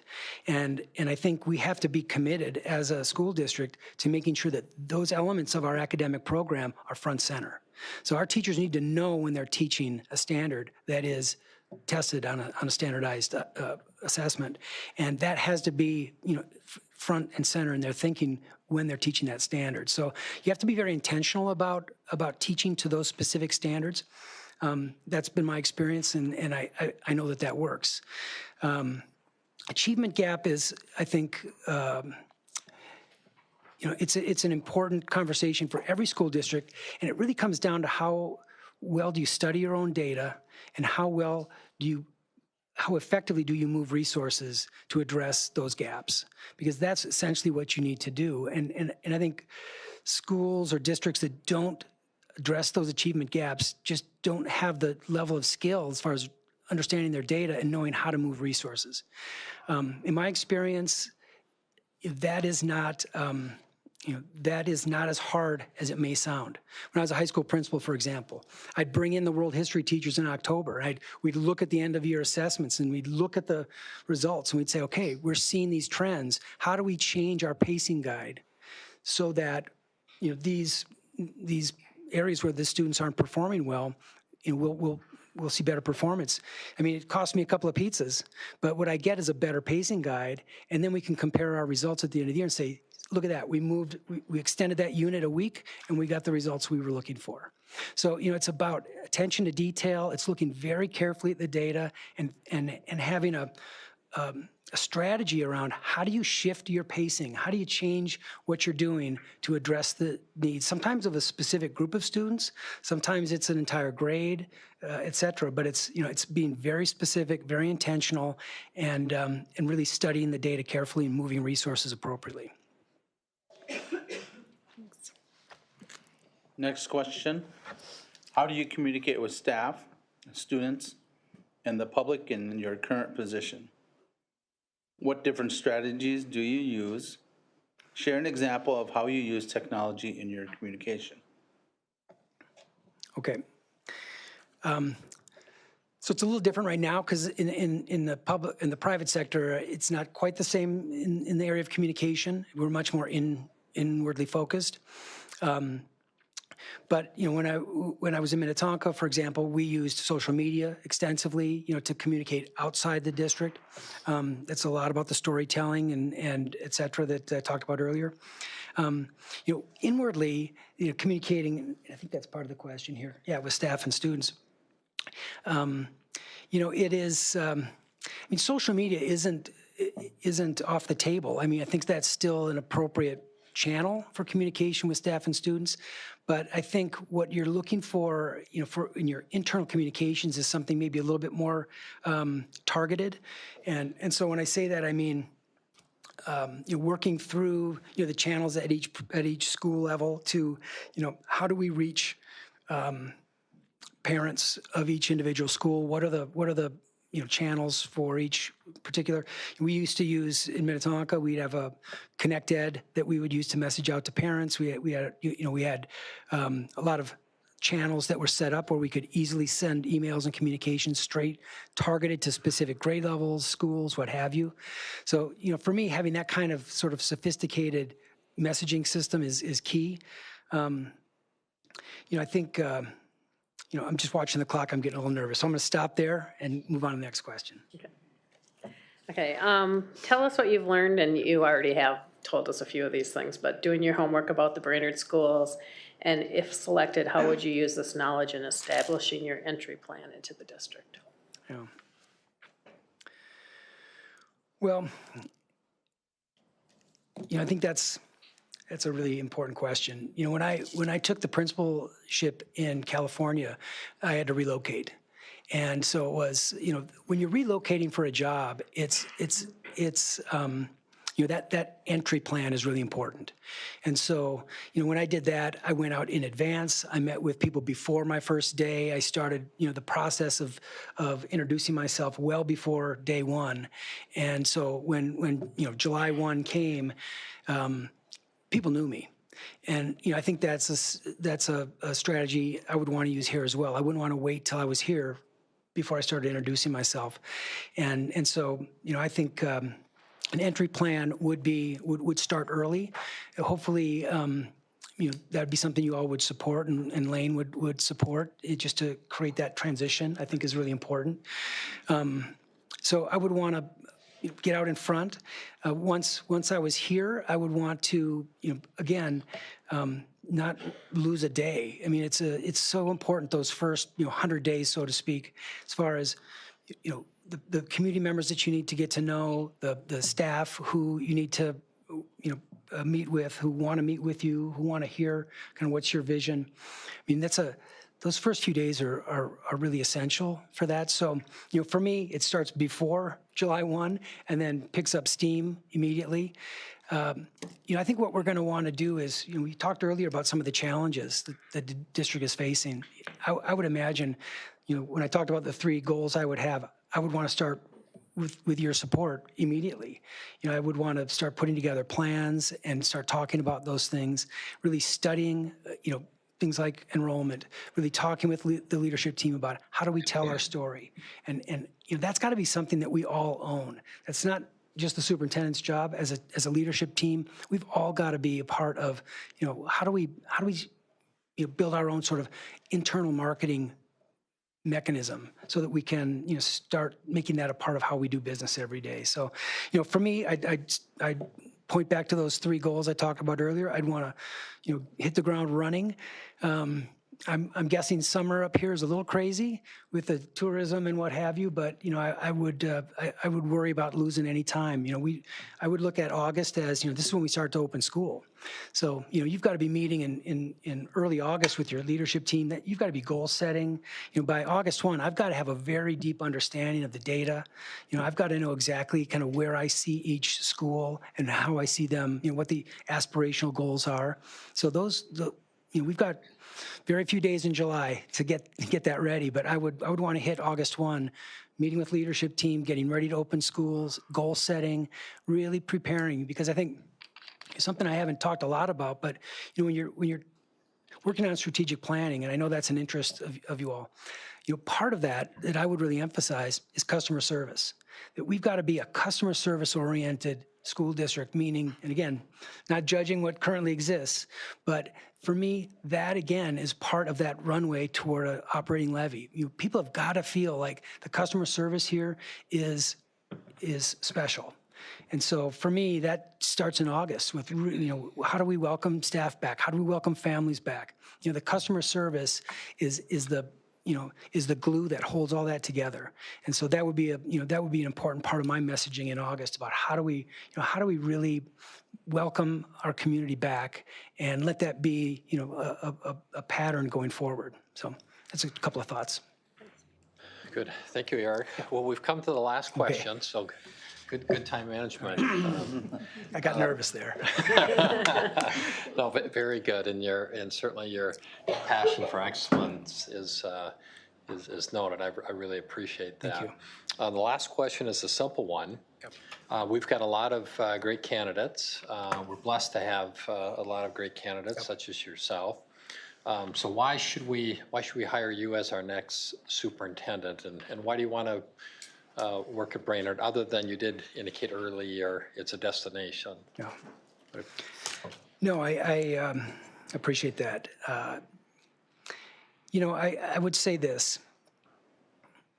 I've studied the profile. I've read everything that you all have published, and and I feel like I have a working knowledge of kind of where things are at, and I understand why there's so much of an emphasis on finance.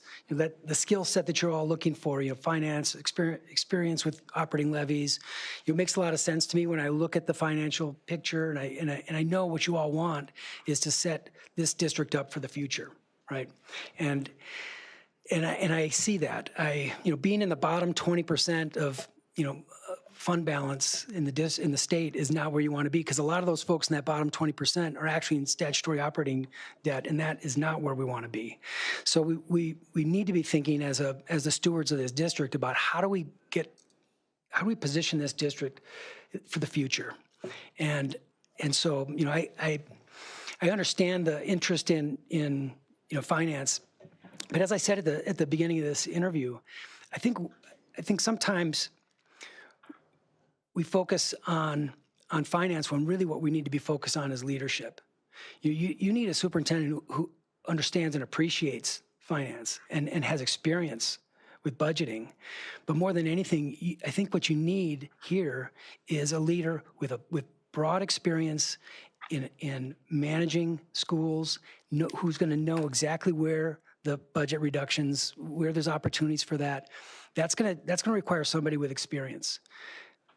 Now, I've got 30 years of experience. Lane is retiring with 40, so I've got a solid 10 years ahead of me.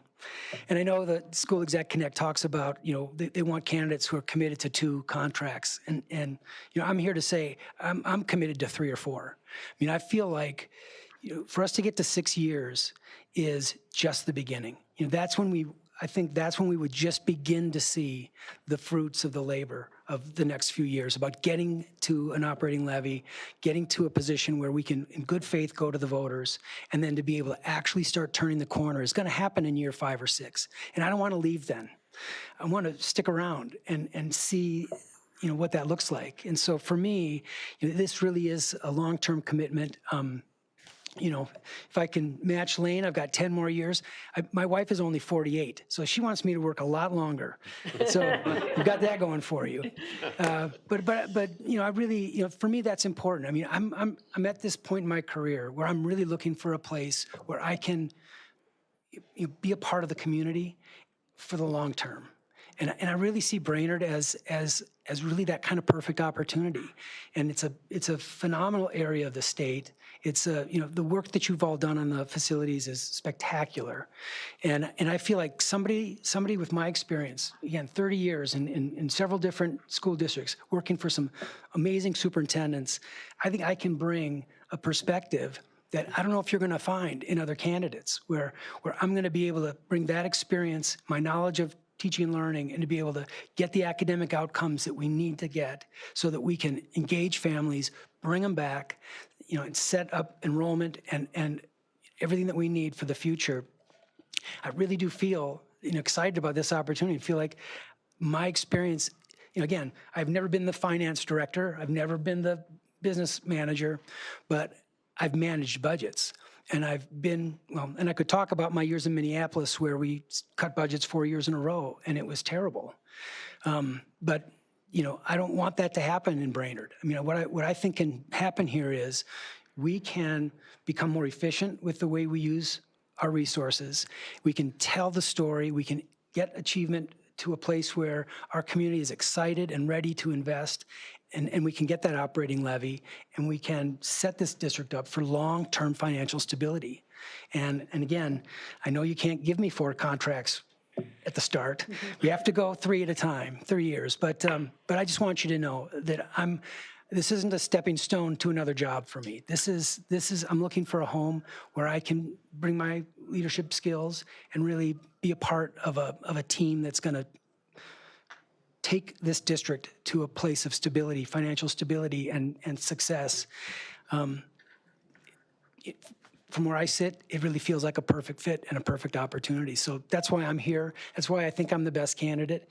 And I'd love the chance to come back and talk more about that. I know you've got a hard decision to make, but I'd love that opportunity. Okay, thank you. Yep. So we have just a couple of minutes, I think. Oh, Do you have shoot. any questions for us?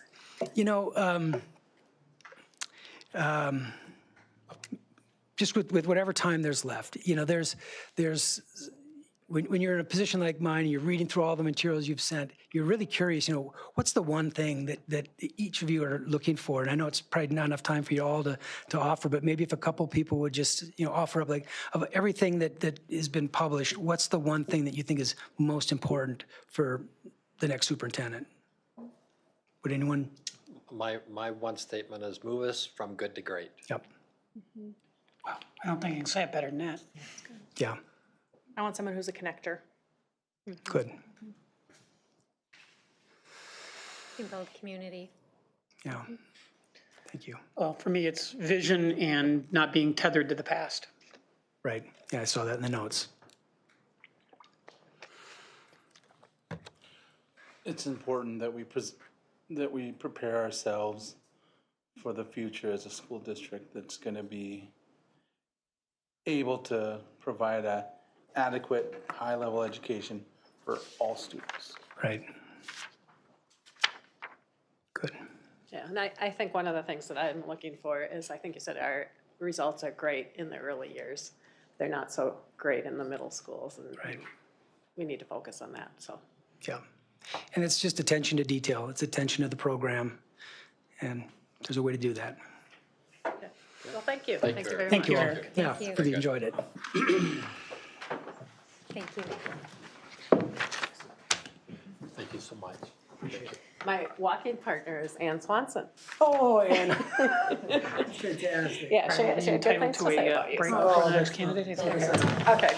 Good to meet you. Have a safe trip home.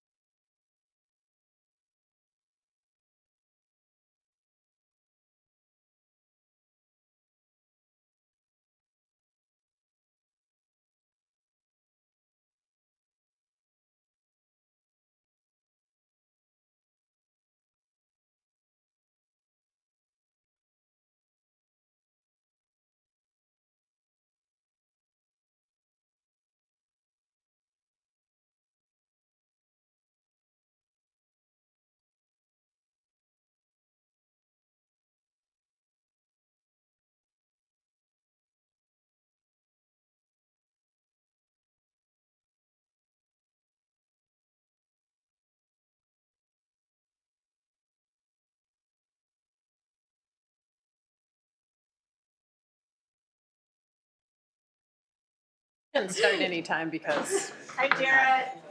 I just wanted to let you know that you are on camera right now on the screen. Can you hear us okay? I don't think so. Okay, well, good thing I checked. Our microphone has a cross on it on our screen. It might be. is on, yeah.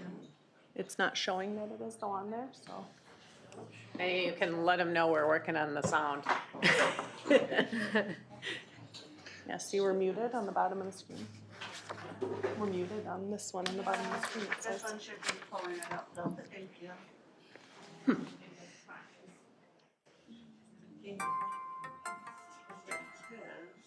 There, he just, I would do the same thing. I wouldn't want. It should be on shortly, okay? See ya. I'll call you if it's not. Just breathe. Breathe. Okay, I know you're fine. Yeah, okay, see ya, bye-bye. Tell them we're preparing fishing questions. Technology grant. We even spent an hour trying to get this set up. I meant that seriously. You got 3 more minutes. It's like it's true. Give me a little stress, 3 more minutes.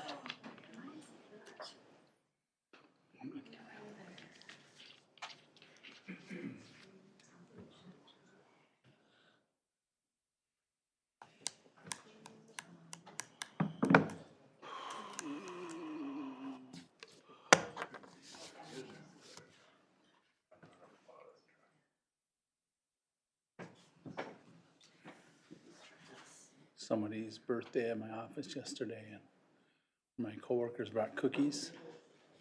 I wish I had pocketed one away right now. Yeah, that's what I was saying, is we're not. I took the lunch stuff. A few of my peanuts. I found these. That's just basically a That's not laptop too that's much driving the good, camera. But also, I didn't want to be sleepy during the meeting Yeah. either, so. Should have made a pot coffee back there. Then I would never sleep. I wouldn't sleep all night then, yeah.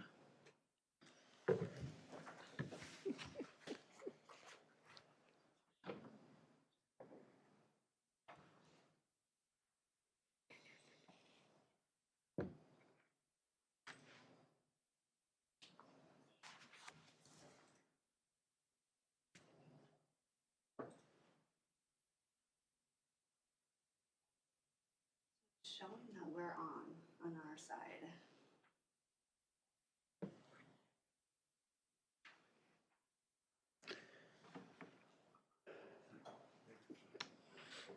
Do we have another workstation anywhere that's actually streaming it live right now?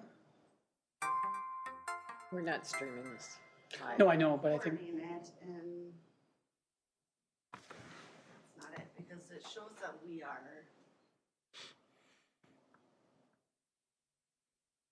Should be able to hear us.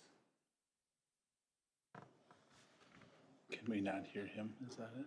then we're also shown as being muted in the top right corner of Yeah, of the boardroom screen that's showing down there. Which I don't know if that's exactly the same as the, So that's that one. okay. And this one should be, you should be able to hear us on this one. This one.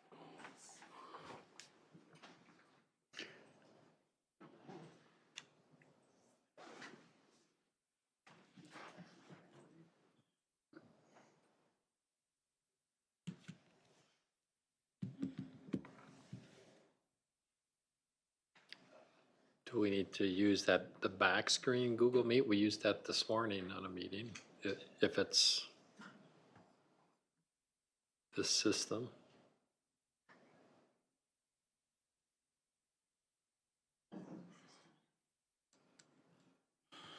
I'm not a fan of Google Meets because my microphone goes away or doesn't. But sometimes it's because there's 2 different microphones. Sure. I have to find which one. Yeah, isn't that interesting, because on Sarah's screen, it's unmuted. I see what she's talking about, but. Have we, So let me just think. are we sure he can't hear, you're communicating with him, we're sure he can't hear us? You can't hear us right now. Bear with me. Sarah says he can't. Okay. He can't hear us? Able to-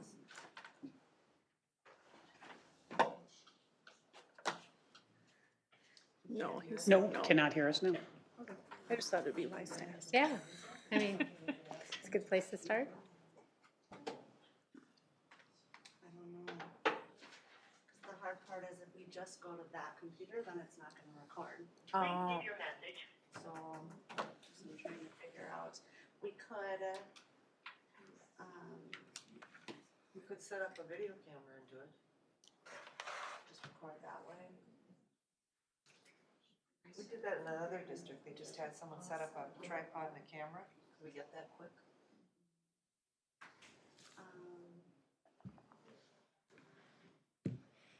Any other way that we can, Just set up an iPhone. Or we could just do audio. But I it's- can at least record audio if need be. Pardon? I said I can at least record audio if need be. Okay. I do anyway. Okay. I think we Yeah, probably that have to would be probably- consistent though for our public, don't we? Did you say you could record audio? Audio, yeah. She could record audio. I mean, I am anyway, but It might work though with that the other screen. But then the mics aren't connected into the system, right? It would just be the computer mic, Yeah, he could hear us, but nobody else would ever hear it, wouldn't record. right? What if we're gonna bypass it for a camera or something? We could just as well use the other screen. Down there. The roller, the one we use for, Yeah, but it's not hooked up to the recording system to record it. right, but she's saying that we could maybe hook up a camera or something, so. So if we're gonna move off of the system anyway, then we can use that. Yeah, that's true.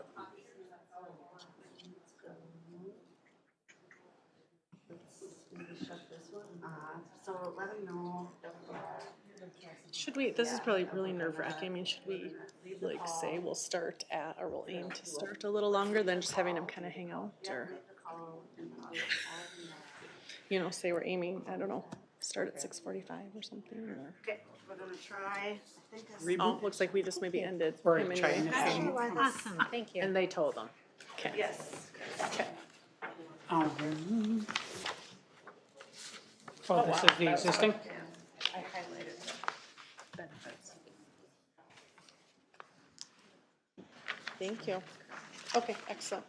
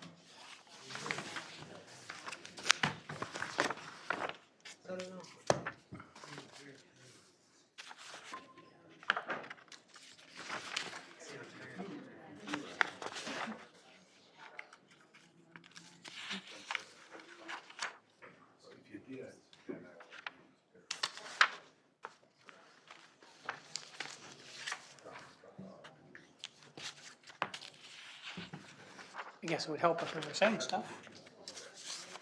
Test, 1, 2, 3, testing, 1, 2, 3.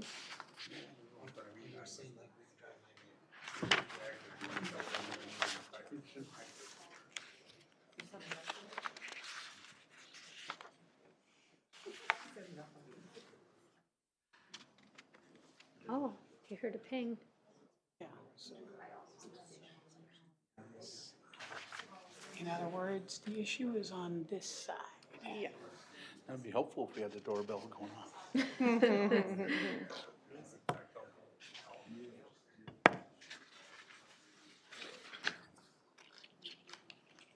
How about now?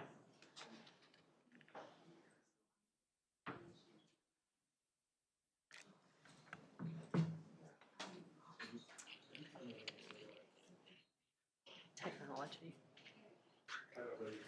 Can't live with it, can't live Mic without check, it. mic check, 1, 2, 3.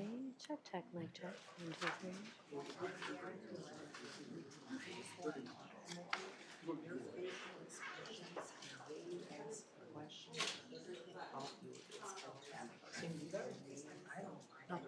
Oh, can we get you to do a commercial for us, please?